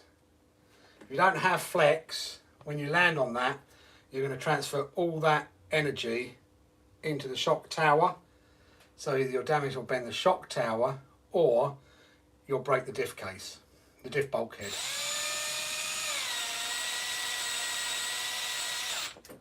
So that would be, you want something that flexes, and the beauty of the RPM one, once you've boiled it and soaked it in GT85, it doesn't make it stupidly, you know, I mean, you can see there, I mean, I could hold it, you know, it's not going to wobble all over the place, but it does make it a lot more flexible. So when you do land, it flexes, tends to not to break, and then doesn't transfer all that energy into the bulkhead or diff case or the wing, the shock tower.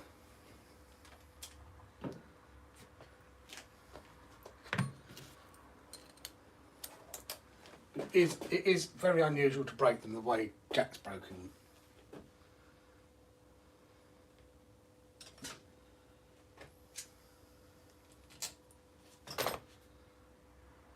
And they do have a, you know, if you're in the US, they have a guarantee as well.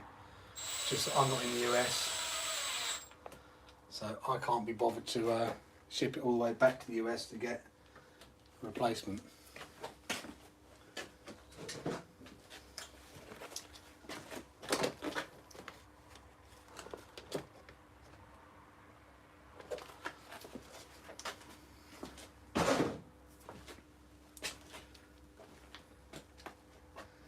Otherwise, I would have done.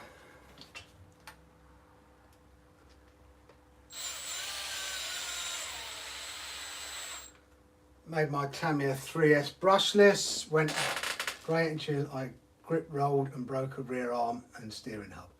Yeah, both of ours are 3S brushless now as well. We had an old Radiant 3S system that Callum put on his, and then Jack, loved Jack to death, but as I was using his Max 8 in the Armour Big Rock, he saw the Armour BLX 100 system, nabbed that and put that in his Tamiya. So they're both running 3S in their Tamiyas, which is insane. But we did fully ball race them first.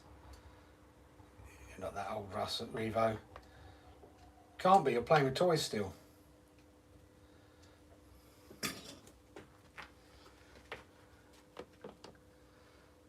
The older you get, the more you can play with these toys, because the more money you have. Well, it's not necessarily more money, but the hopefully more disposable income you have.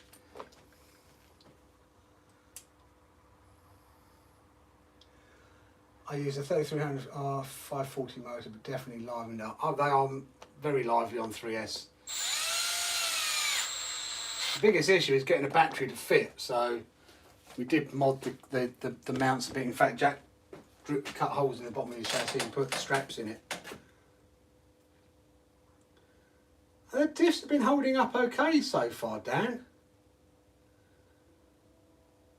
The diffs have been holding up okay, although, you know, and we ran, okay, it was on a Plasma Edge, which was slightly better. I think what you got in a Plasma Edge chassis, which was what chassis was a Plasma Edge? A DF02. We ran that thing on 3S with big wheels on it. All we did was ball race it. I think it was insane on 3S and never overheated. The run time on it was exceptional. The efficiency of the drivetrain on that thing was silly. I'm looking up there because I'm looking at it, the box.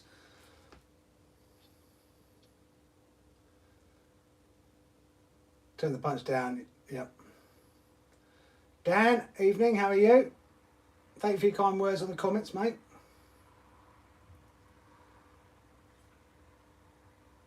Oh, Gary's hair as well. Gary's hair. Best thing with Tamiya is to run 6S, 6 of them stock class, closest racing ever. Not a bad idea actually, Gary. I love the Tamiyas. You know, when the boys, you know, mentioned it, and Callum was like looking up which one to get, and then we got that, he built that, he was excited about it. Does mean I've got loads of cans of spray here, and I forgot about the stickers or the decals that you have to do on the bodies. And the body that I did for Jack had over 100 decals I had to cut out because they're not die cut and put on. But it does look gorgeous for a body. But yeah, and then we went into TJD models, and Jack was like, "Oh, can I get one as well?" So I said, "I didn't buy it. You guys bought it. So thank you. If you didn't watch, we wouldn't have earned the money from YouTube to buy them. So thank you for watching and supporting us." The dish hold up. That sounds like an armour, Shady. Right, that's that done. That's that done. What else have I got to do to this car? Don't think I have anything to do to this car apart from possibly change the wheels on it. And oh, I've got this, no, the sides in. So that is this car all done. And I've just remembered what time we've got, 10:15. I've just remembered I've got his Max to fix as well.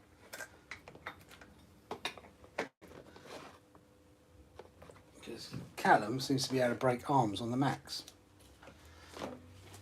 which is crazy.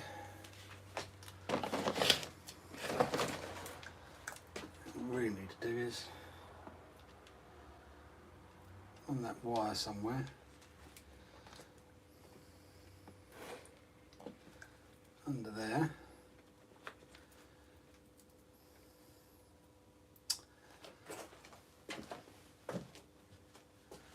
Do I trust that to stay in there with a big jump? It should do.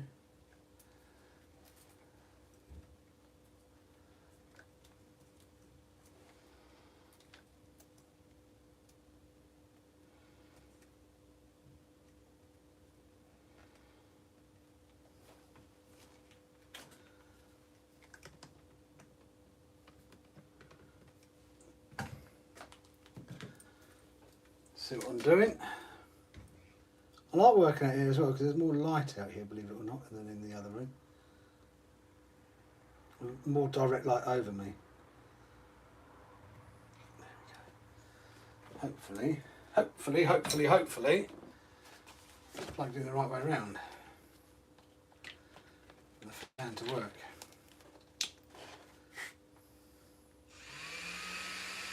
Yes.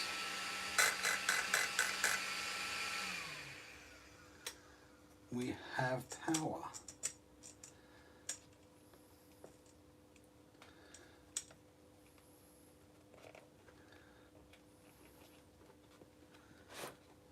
Right, I'll put some mesh over that later.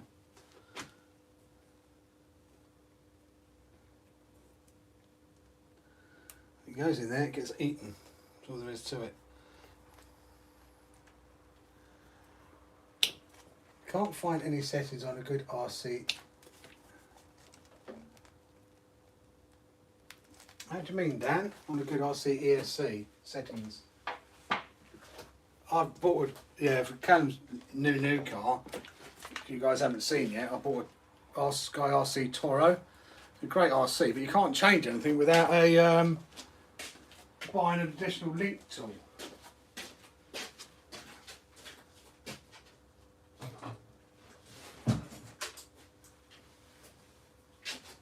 It's a little bit annoying.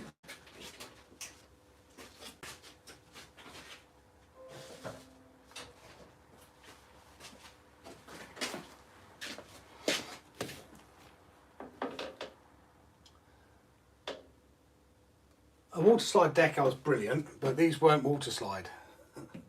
I said it was over 100 decals.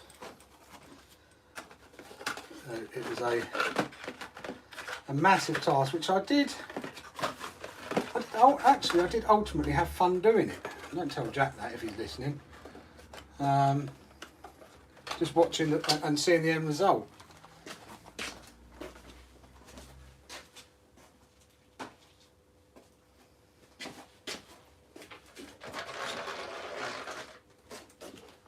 Now, do we fix this now? I think we do. because if you don't, you lose that top arm as well, because you can see whatever he did. I didn't see how he landed it, but however he did land it was obviously super heavy.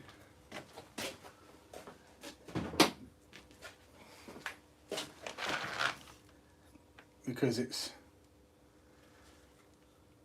gone white there, it's gone there, it's gone white there, and that top arm has gone white as well, where it got stretched and strained.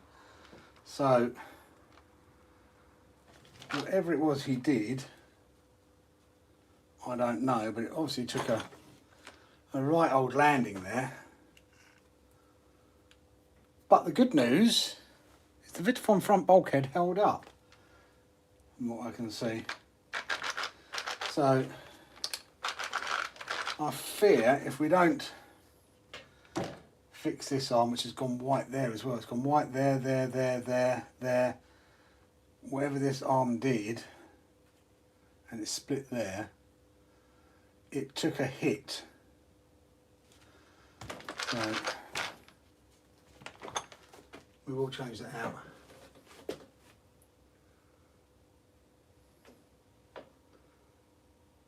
It did take some big hits.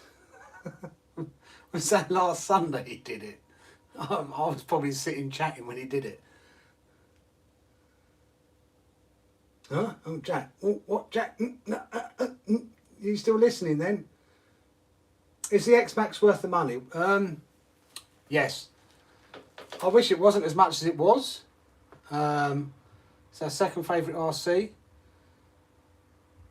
Comes out with us every time we go out. It's not the best at everything. I mean, it's a great skate park basher. It's fantastic. In the woods, it's fantastic. It's not a track machine, but it still will have fun going around the track with it. It's tough as old boots. For a big RC, I would say it's not my favourite. My Creighton EXB is the favourite. But is it the best RC we have? Yes. If that makes, I don't know whether that makes sense or not. The first car we pick up to go out is the X-Max. But the second car we pick up is the Creighton EXB, but we don't always use the. Last week we went out, Creighton EXB didn't get used at all because it wasn't the right environment for it, if that makes sense. Whereas there is no wrong environment for the X-Max. The X-Max can be used everywhere, as the Creighton EXB can't. If I want to go stupidly high, or stupidly long, or just having fun around a track, etc., then the Creighton EXB excels at that, which is why it's my favourite. But the X-Max, I'm waffling again. What was I talking about? Nothing, Jack. I was talking about Jacko Frost. Yeah, he did tell me, I just didn't realise that it was a bit more than just one side of it cracked, that it was the upper arm, the lower arm had gone white in so many places. And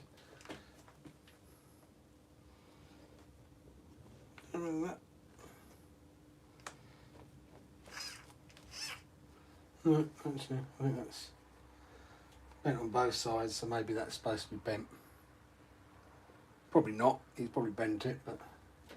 Right, we get that arm swapped out. It doesn't take long on these cars. We'll go and find the spares.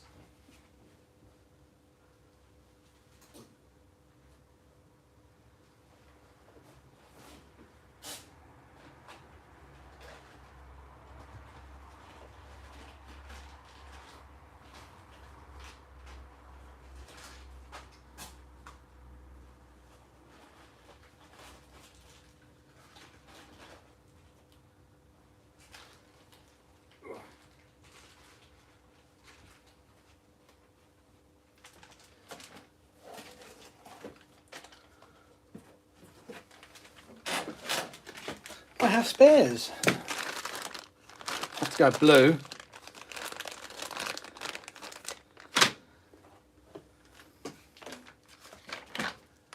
Wheel off.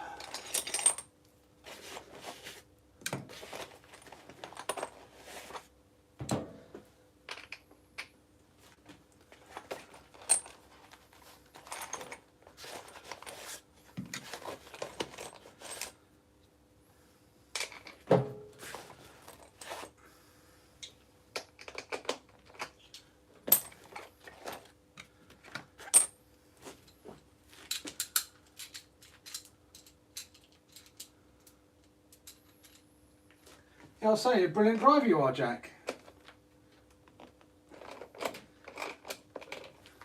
I was talking about you, not to you. Well, I'm hoping you're doing the editing, Jack. I'm hoping. But I can always hope, can't I?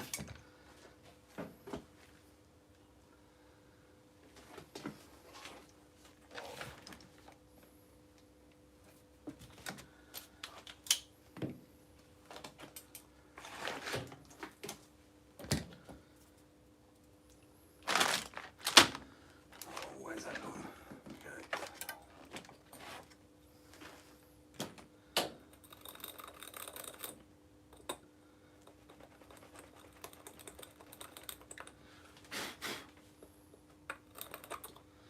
Yeah, looking forward to Sandy on Sunday.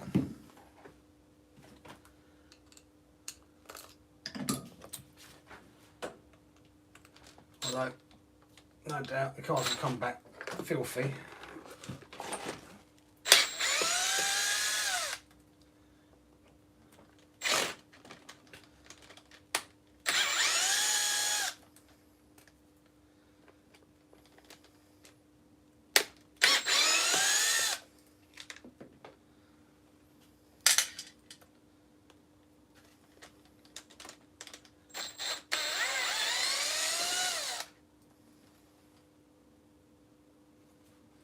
Headlock. Can I use your shock tool? I can't get on. Well, yes, but it's here, Jack. So you can't use it over there because it's here.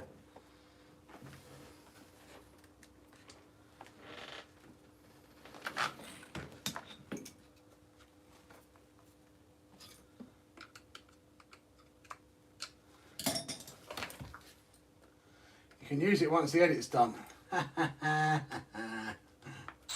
Is that fair?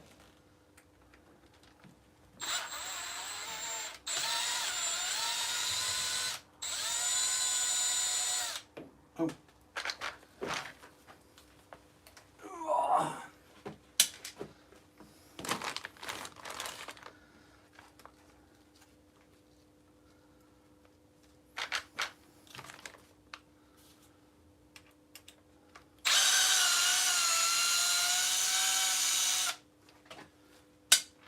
Well, since I've worked on the Max,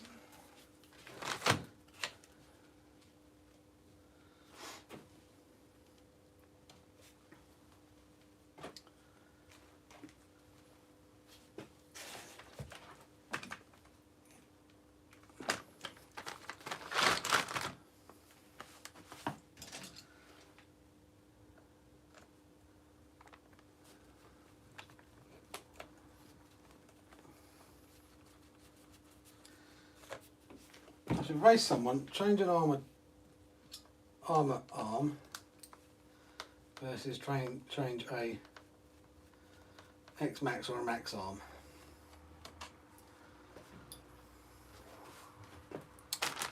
Find pliers. This is how quick you can change an arm on both the Max and the X Max.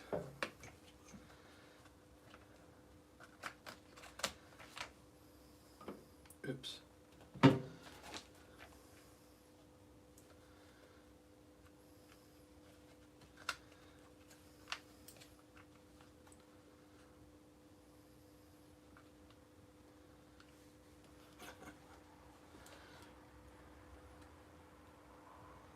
Oops.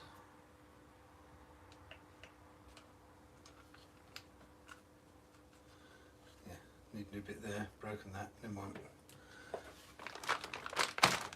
That arm in, that one's in.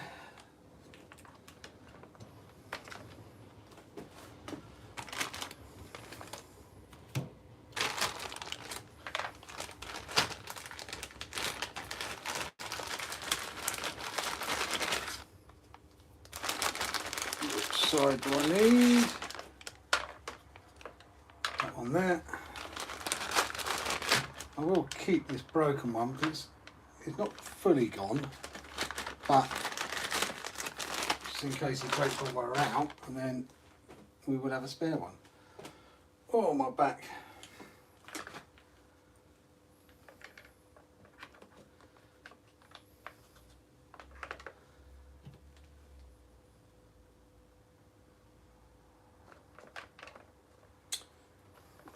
Where the pin was gone.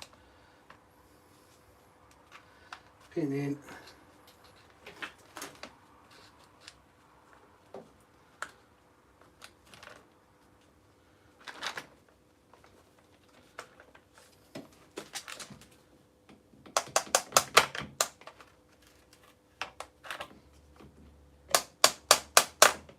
Come on.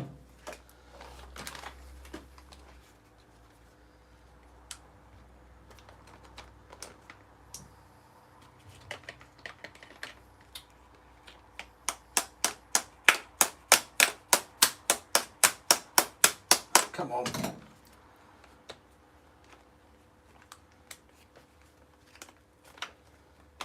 That's got it. Right, in. In.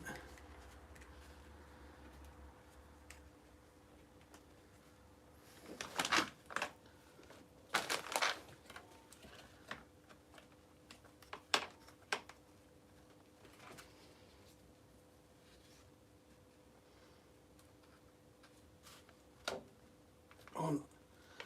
Here you go.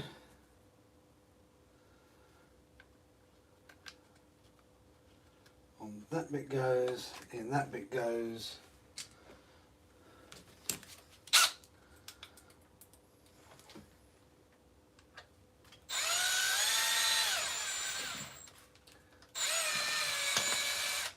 Oh, you SOB.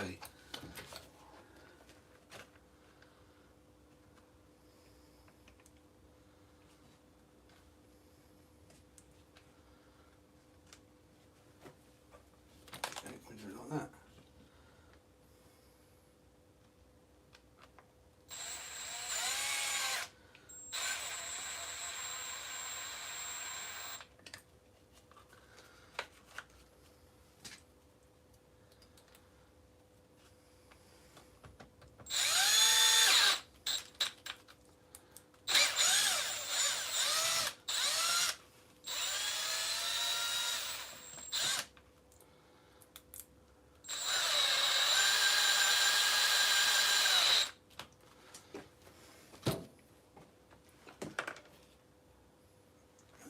Inner one.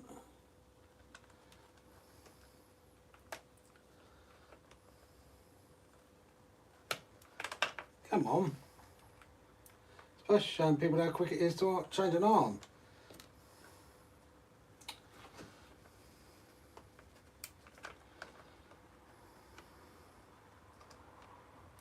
Come on.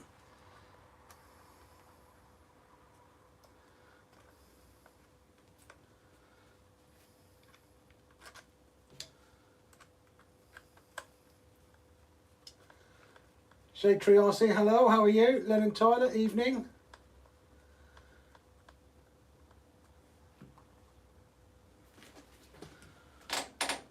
It's worth a try. Oh, no, it was worth a try.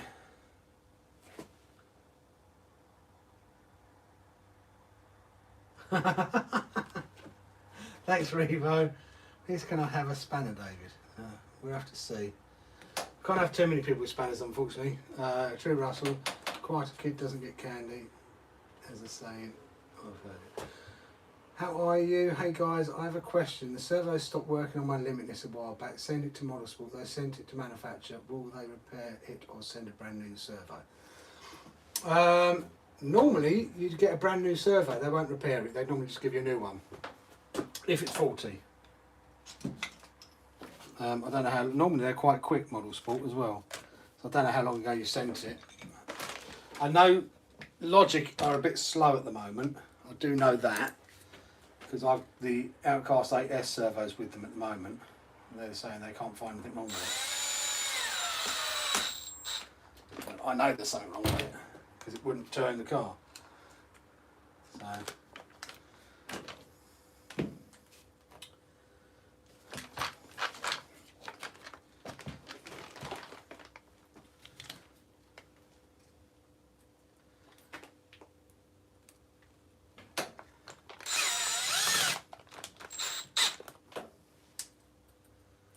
You're back, are you, Callum? Must be getting close to that time of night.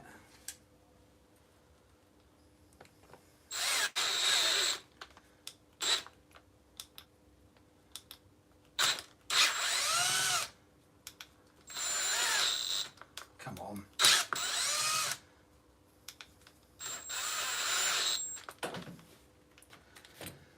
Ugh.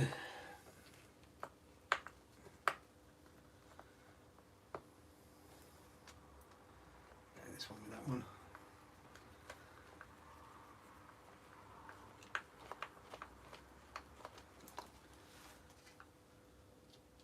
Arm, yes.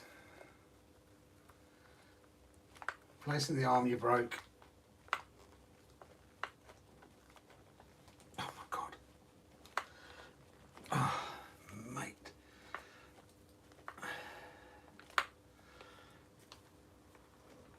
Oh, that's not good.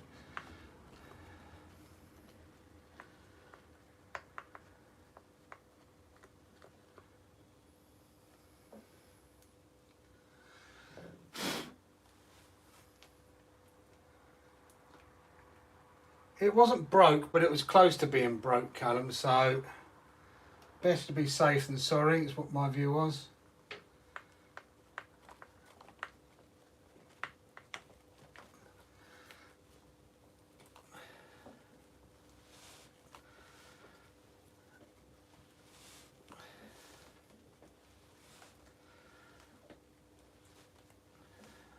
Don't you strip off in there. Don't you dare strip off in there.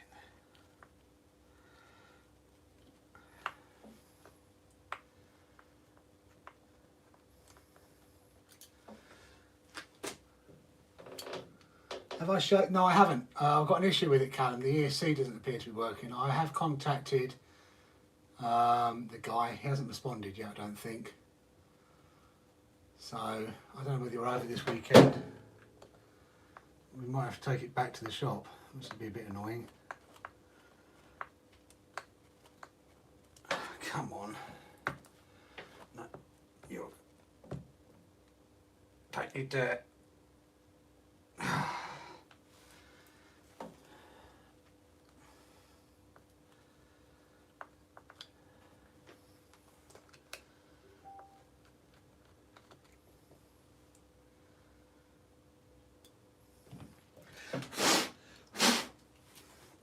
That's dead.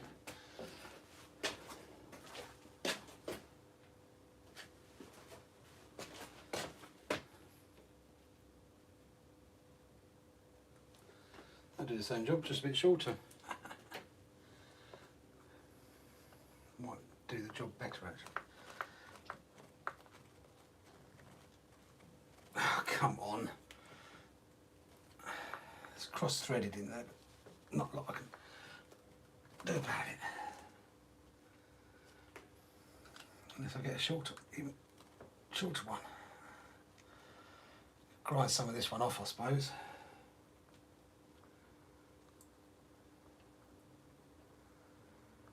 What was it? No, not the ET48 2.0.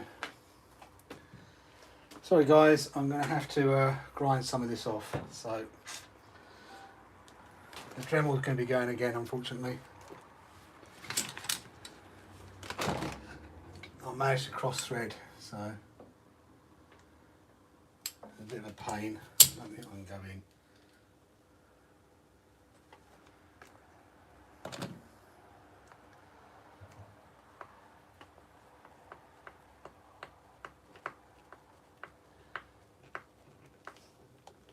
Gets about there and then stops.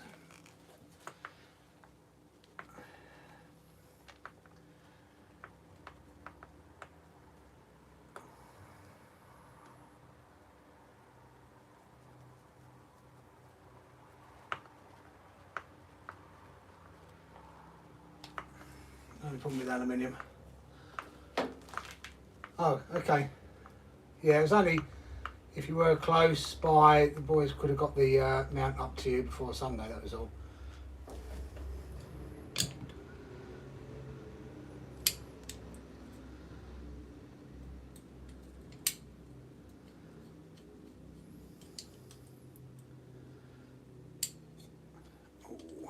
I'm going to be doing the Dremelin, guys, so if you are headphone users, you might want to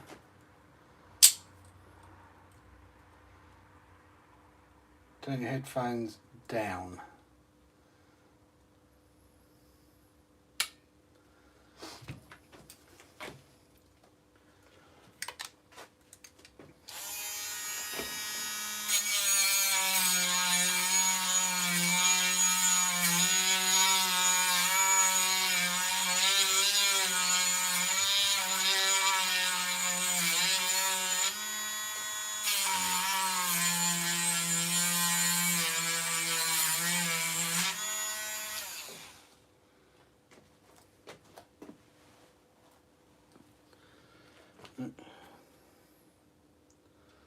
Oh, it's melting. I'll get a new one in a minute, I think.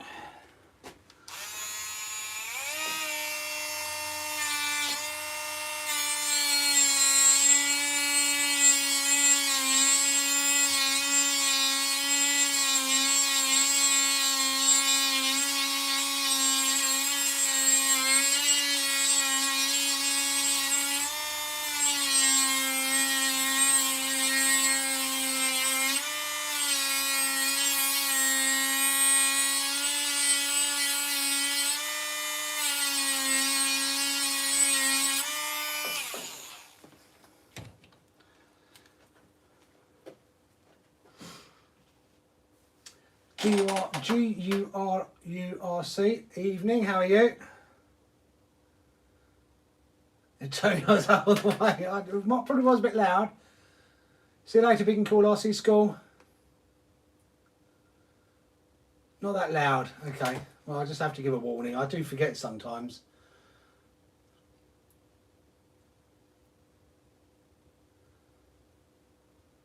What did Gary say? I missed what Gary said. But it never will. The max will be Ultimate RC when it would handle like a Creighton.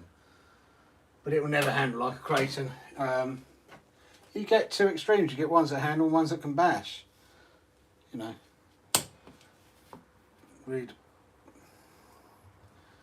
depends what you want to do with the car, doesn't it? You know, the X-Max doesn't handle like a Creighton 8S does, but it, in my mind, it's tougher than a Creighton 8S.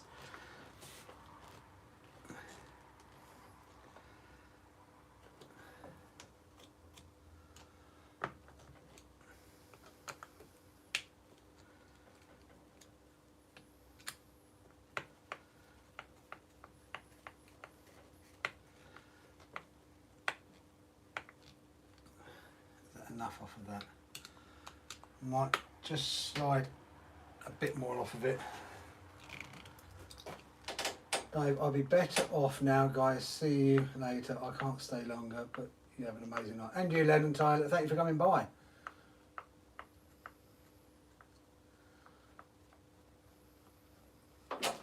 I'm almost done anyway, because it's 11 o'clock. I've been going for a while, so need to go and sit down, finish off and edit. If I'm not fixing RCs, I'm editing for RCs. The life of a YouTuber. Oh, come on.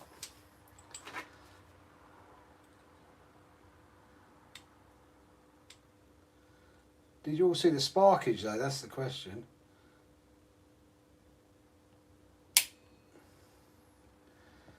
Didn't, I'll do it up here so you can see the spark. I'll turn the lights out as well.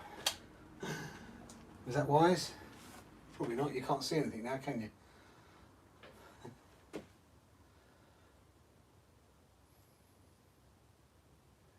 No, and I can't see anything either. Right, sparkage time.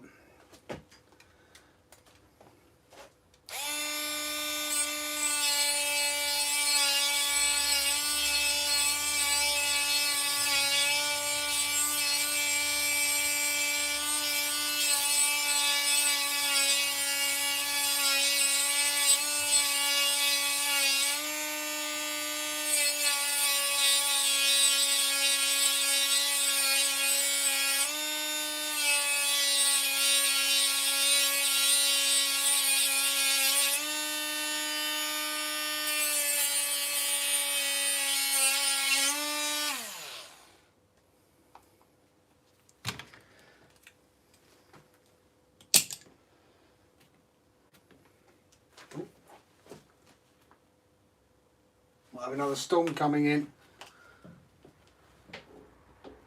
Keep the lights off. And you'd like to see the blood. Yeah, it would have been blood if I couldn't see what I was doing. I'll get a bigger screw and do it in a minute. I'll put a new sanding disc on. I'll get a little bit of light so I can actually see what I'm doing, but you'll see the sparks better.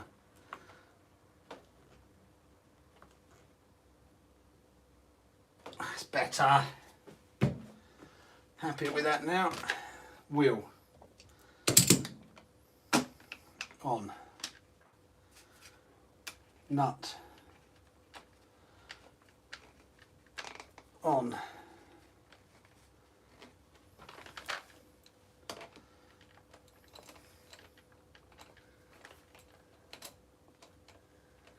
Good. I'm pleased to hear that, Alistair, because we need to straighten a PPS mount. It was rather... Jack didn't believe me it was bent until I showed him. I put it on at my work service and there you go, Jack, that's how bent it is. So we do need it because we've got a new limitless for him to put the 1100 kV in. Do you run RCs because of YouTube or do you YouTube because of RCs? We certainly don't run RCs because of YouTube, because we were running RCs before YouTube. YouTube it's a weird one really. Callum started the channel just for a bit of fun. Then when I got, so we were RCing and Callum was just doing it for a bit of fun, you know, silly little videos, etc, etc, nothing special. If you look back at the first videos, it's just, you know, I mean, they're absolute trash videos, but you know, it's just a bit of fun really. And he had a little intro done, Fly Away With Me intro type thing, which was quite funky. Then I started doing videos for it when I got furloughed in April last year, because I wanted something to do. I was going to be bored sitting at home doing nothing on my own, so that's when I started editing videos. But the channel didn't really start taking off or doing anything until we bought the Outcast 8S. Did a couple of videos on that, and we've really, you know, we gained like 100 subscribers overnight, and it's just evolved from there really. We certainly don't YouTube because of, we don't RC because of YouTube, but with the views we get now, the subscribers we got, it's sort of like, I almost want to see how far we can take it. If it doesn't go anywhere, it doesn't go anywhere. I'm shocked to see that we're almost at 5,000 subscribers. It's paying us about £200 a month at the moment, so we don't make, you know, if you did it to make money, we're not making money for the time and effort that put into it. But we go out, I record what we do with the boys, and it's something to remember our time together, and you know, it's free cloud storage and it's a laugh. I like doing it. It's handy because now I'm back at work. I've got to start going up to London, so the amount we spent on cars, it's nice to have some additional income coming in, because I've got to start paying £400 or £500 a month out now to travel back up to London, so I won't have that cash. So you know, the extra money we do make from YouTube a bit helps. Oh, what a shot. So yeah, but certainly we don't do YouTube. We don't do RCs because of YouTube, and we don't do YouTube because of RCs, if that makes sense. But people seem to like what we do, and you learn as you go. You know, you get better at editing every time you do an edit. It gets easier, it gets quicker. So I don't know, we'll see where it goes. You know, I'm not saying we'll do it forever. There may become a point where we say, actually, we just knock it on the head. But at the moment we enjoy doing it. It's fun, it pays us a bit of money, and like to see where it goes, you know, if that makes sense. Welcome back, 666.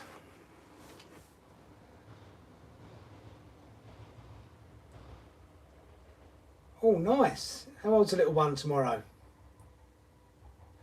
Is that the Gravedigger LMT Lossy monster truck? So lucky boy.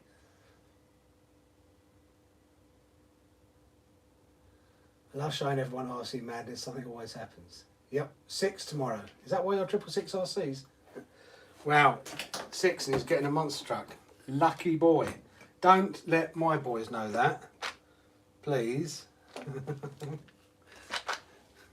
It's like with what Alistair did last week, and then let everyone know I didn't get Dad. It's like, yes, no. I think I spend enough time and money on you as it is.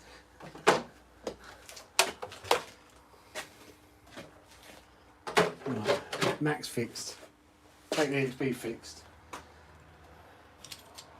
Time for some sparkage.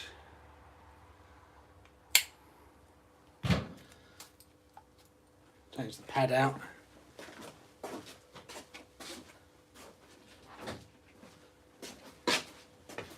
Cheapo eBay bads, but they seem to do the job. It's like £5 for a whole box of them.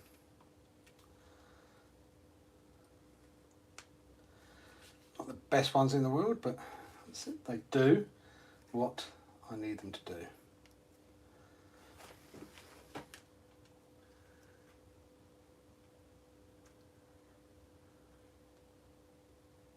Am I only on Messenger logo? I've got so many people on Messengers.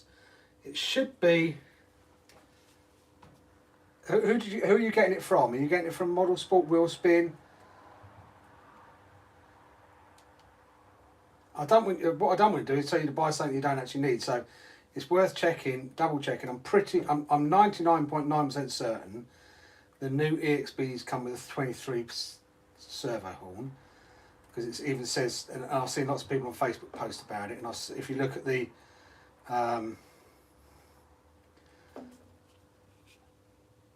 the standard equipment, it says 23 tooth, and optional equipment it says 25 tooth. If you go on the Armour EXB, if you go on the Armour site, Armour RC, go to trucks, and then click on Creighton EXB 6S. And then click on optional parts. You should find a 25 tooth servo horn in that.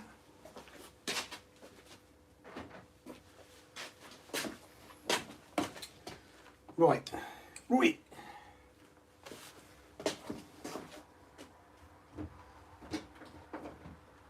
Let's see. Power tools and lights out is not too clever, but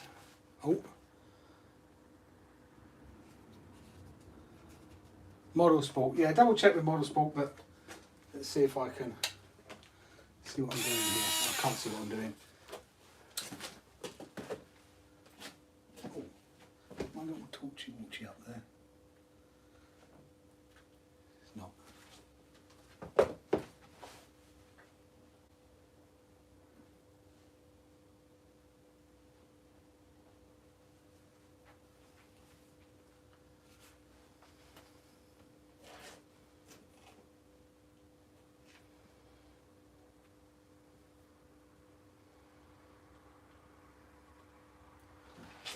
Oh, how do I turn the torch on this one? Up there? No. Oh, there it is. Right.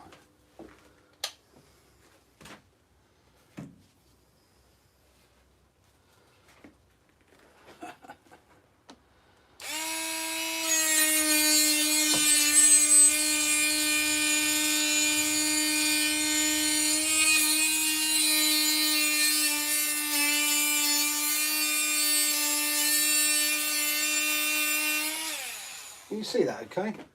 Oh, you can, yeah. Sparks!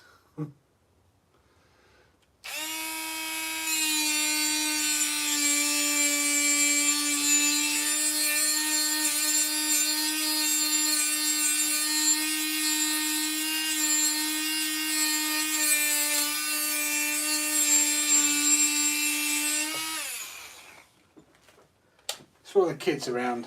There you go.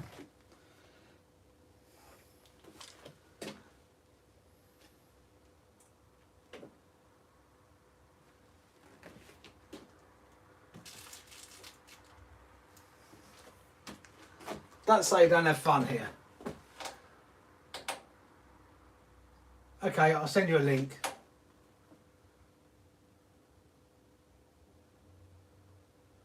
23 is stock, but fits not with most servos like Savox, Corelli, etc. They need 20. Yeah, it used to come with a 25 tooth because the Armour pinion servos were 25 tooth, and then when Horizon got their teeth into it a bit more, they changed it to a 23 tooth and didn't tell anybody. Unfortunately, I don't think you can because of the way it sits upside down. I tried it and it didn't work. You may be able to, but... Oh, this is the old one which had burred out, so it's no good anymore. The head's gone. So I was just having a bit of fun in the dark for you guys.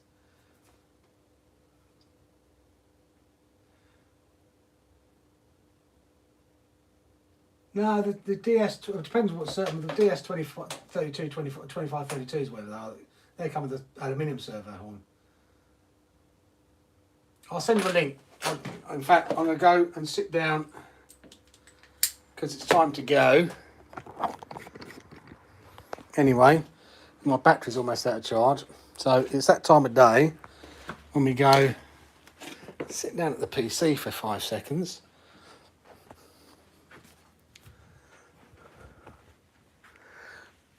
Bada bing! Plug myself into charge for 5 seconds.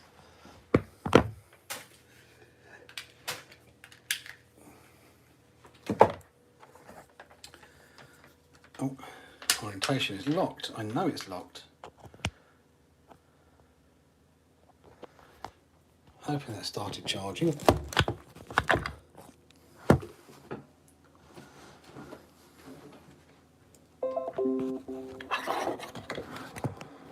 Yeah, that's the other new receiver I've got for the Flysky, which is 8 channel and does the voltage as well. So I've got to put that into the Techno. Right, so let's find the part number on Model Sport for you. As I said, if you go into Armour RC and then click on the Create an EXP roller and you go optional parts, it comes up there.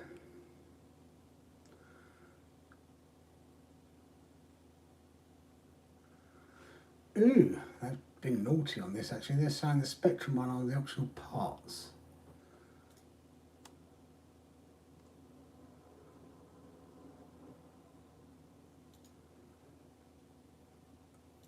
They swapped it back again.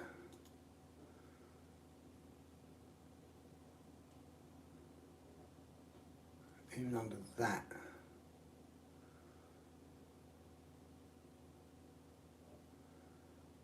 It must be that one.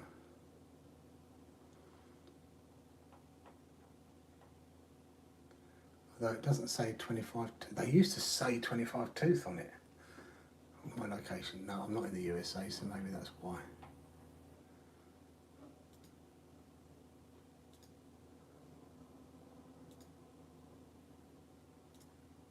So I remember looking all this up.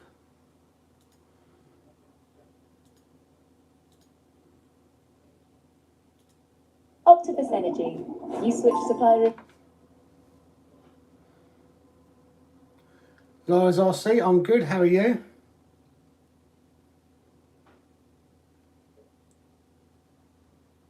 The original 25 tooth Armour, that'd be well annoying if it is.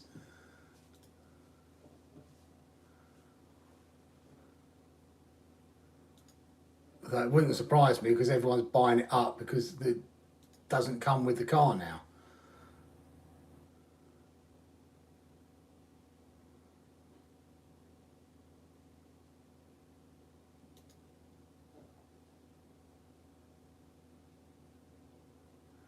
It must be that piece there.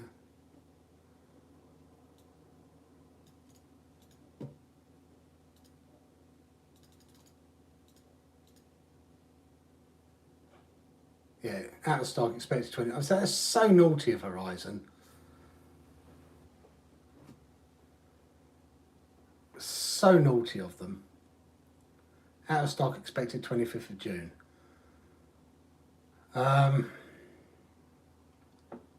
When's your car due to arrive?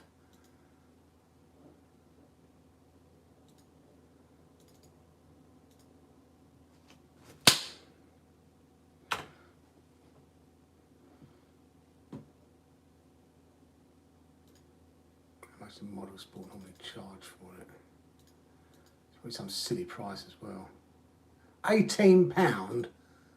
Oh, you're having a laugh. £18 for a servo horn. That's offensive.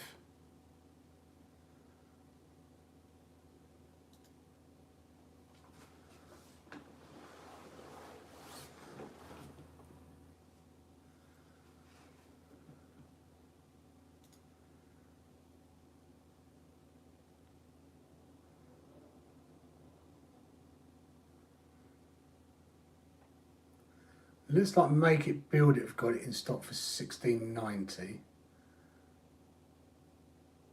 34061. 3406. So Make It Build It have got it in stock for $16.90. Which is it's so wrong.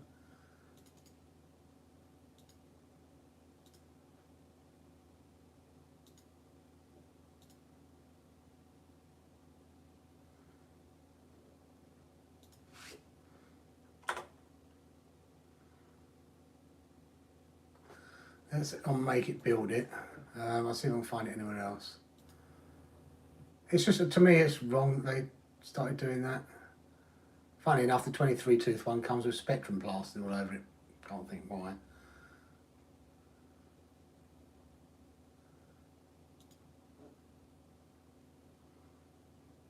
And they have it on eBay as well, Make It Build It. So it looks like Make It Build It do have it in stock if you want it on eBay.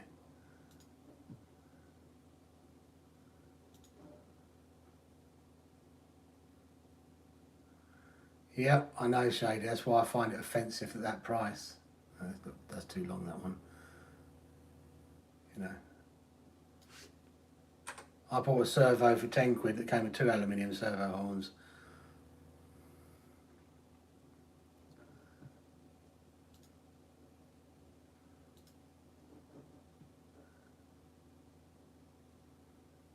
So to charge 18 quid or £16.90 for one servo horn is just...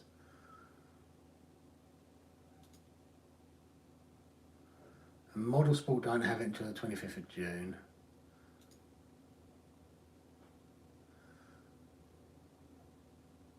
Will spin around until the 4th of July. They're 18 quid as well. Look, Horizon, currently unavailable. I would double check that Make It Build It do have it. I have heard in the past that Make It Build It advertise that they've got things in stock, take your money, and then turn around and go, oh, it's not in stock at the moment. So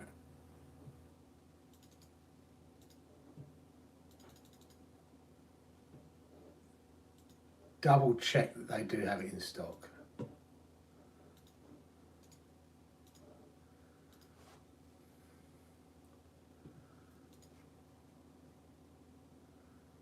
Make It Build It, yeah.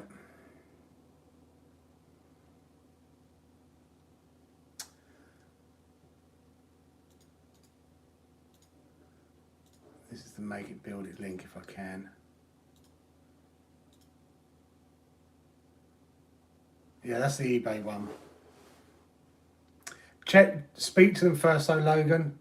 As I have heard people mention before that Make It Build It. I've never really bought from them. I only bought from them once. But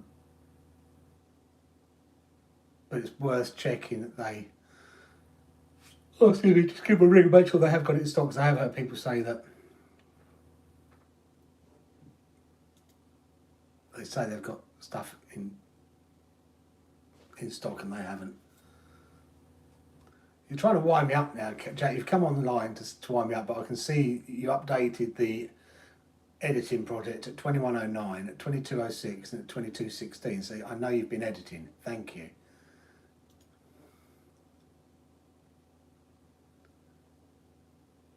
What, I can't get the original servo horn here in Switzerland for 2 weeks ago. Yeah, that's armour for you. They ship the cars out with a servo horn that only fits Spectrum servos, and then they don't make sure that the other one's out of stock, so you have to buy Spectrum servos. There's me just being a conspiracy theorist. Do the other ones fit? I had trouble before, Gary, because of the way it sits underneath. And the armour one lifts up and then comes up underneath.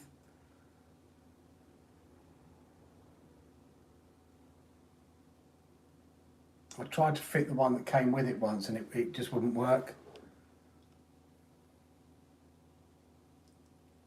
The one that came with the servo wouldn't, I couldn't get it to work.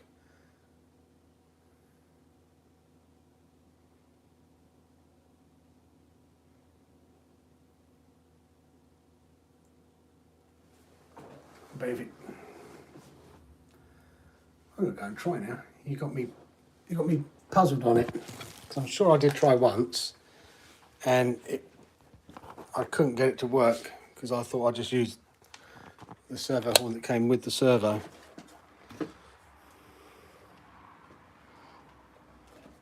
If that's the case, then just get you'll probably get a servo horn with the servo. And just use that. If it's 25 tooth.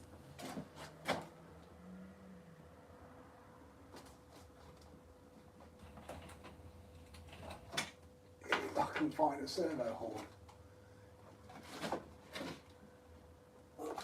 There we go. No. Oh, there's one in there.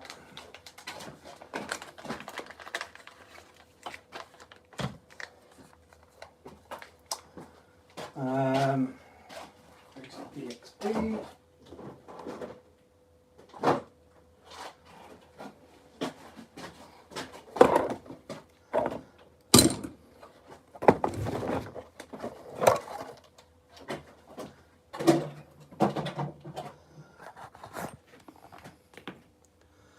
You over here with me.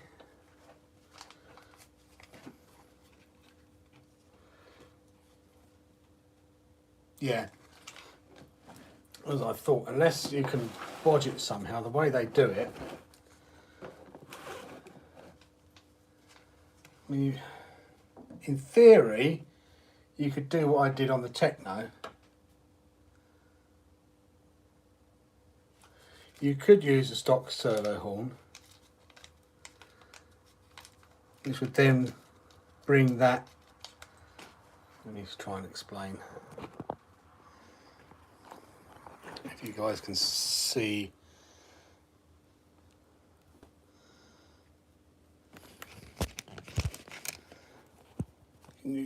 Can I get you in close enough to see?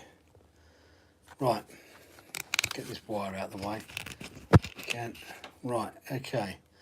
So you'll see this the armour one comes up and then the arm drops underneath it. So the arm is actually flush almost to the servo. If you use a normal servo horn, like this one, you then need to raise this arm up. And you shorten it by doing that. Now what you could do, which is what I did on the Techno, rather than using the Techno servo horn, is you could get some shims, some washers, and a longer screw here, and raise that whole arm up, so that you can use any servo horn instead of the armour one. That is an option.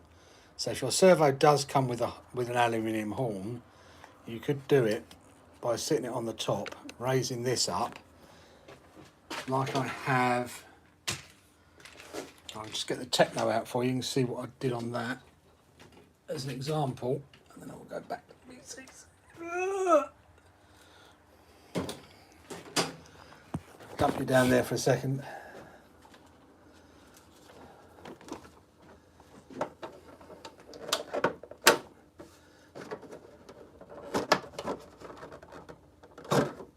I need to clean this body. I didn't realise that was that dirty. So, yeah, on the Techno, you can see here, I stacked it with washers so that I could use similar things. So the Techno arm is similar to it, to the armour one, the way it works. So rather than having that stretched at an angle. I just lifted those up with a longer bolt and a load of washers underneath it. Works a treat. So you could do that, Logan, if you wanted to, depending on what servo horn your servo comes with, rather than going out and buying the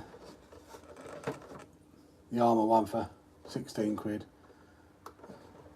Entirely up to you. Just giving you options. If that's also, it may be that Make It Build It don't actually have it in stock.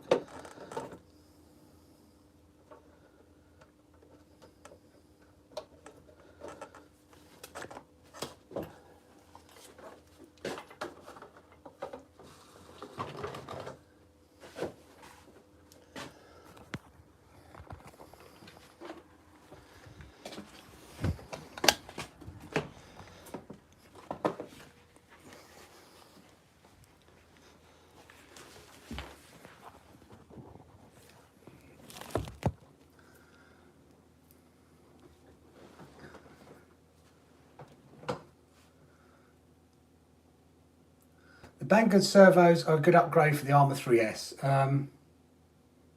Good question. I don't know. I've not put one in Armour.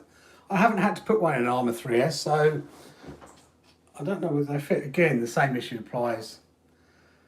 The Armour 3S's come with a 23 tooth servo horn now, so you'd need to get a 25 tooth servo horn to go with anything other than Spectrum. People are starting to notice what Spectrum and Horizon are doing with the Spectrum stuff. Going down the Spectrum, Horizon are going down the route of Traxxas. You can buy standoff, that work as well. I just had a load of 3M washers. Shims and washers, that's a job for a nut or two. I'll see when it comes. I'm not bothered about price, but that's a good idea, and I will keep it in mind. I may just buy 22 form from Fleabay. Yep, that'll work.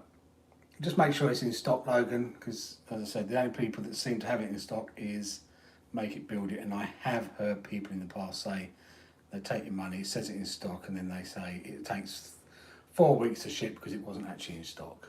So, but that washer or standoff, something like that with a strong, longer screw, should do the job. Anyway, guys, time for me to go. It is, wow, another 3 hour stream. Been great fun talking to you and chatting with you and fixing cars with you. Thank you all for joining me tonight. Appreciate it. And keeping me company while I wrenched on a car or two. Very much appreciated.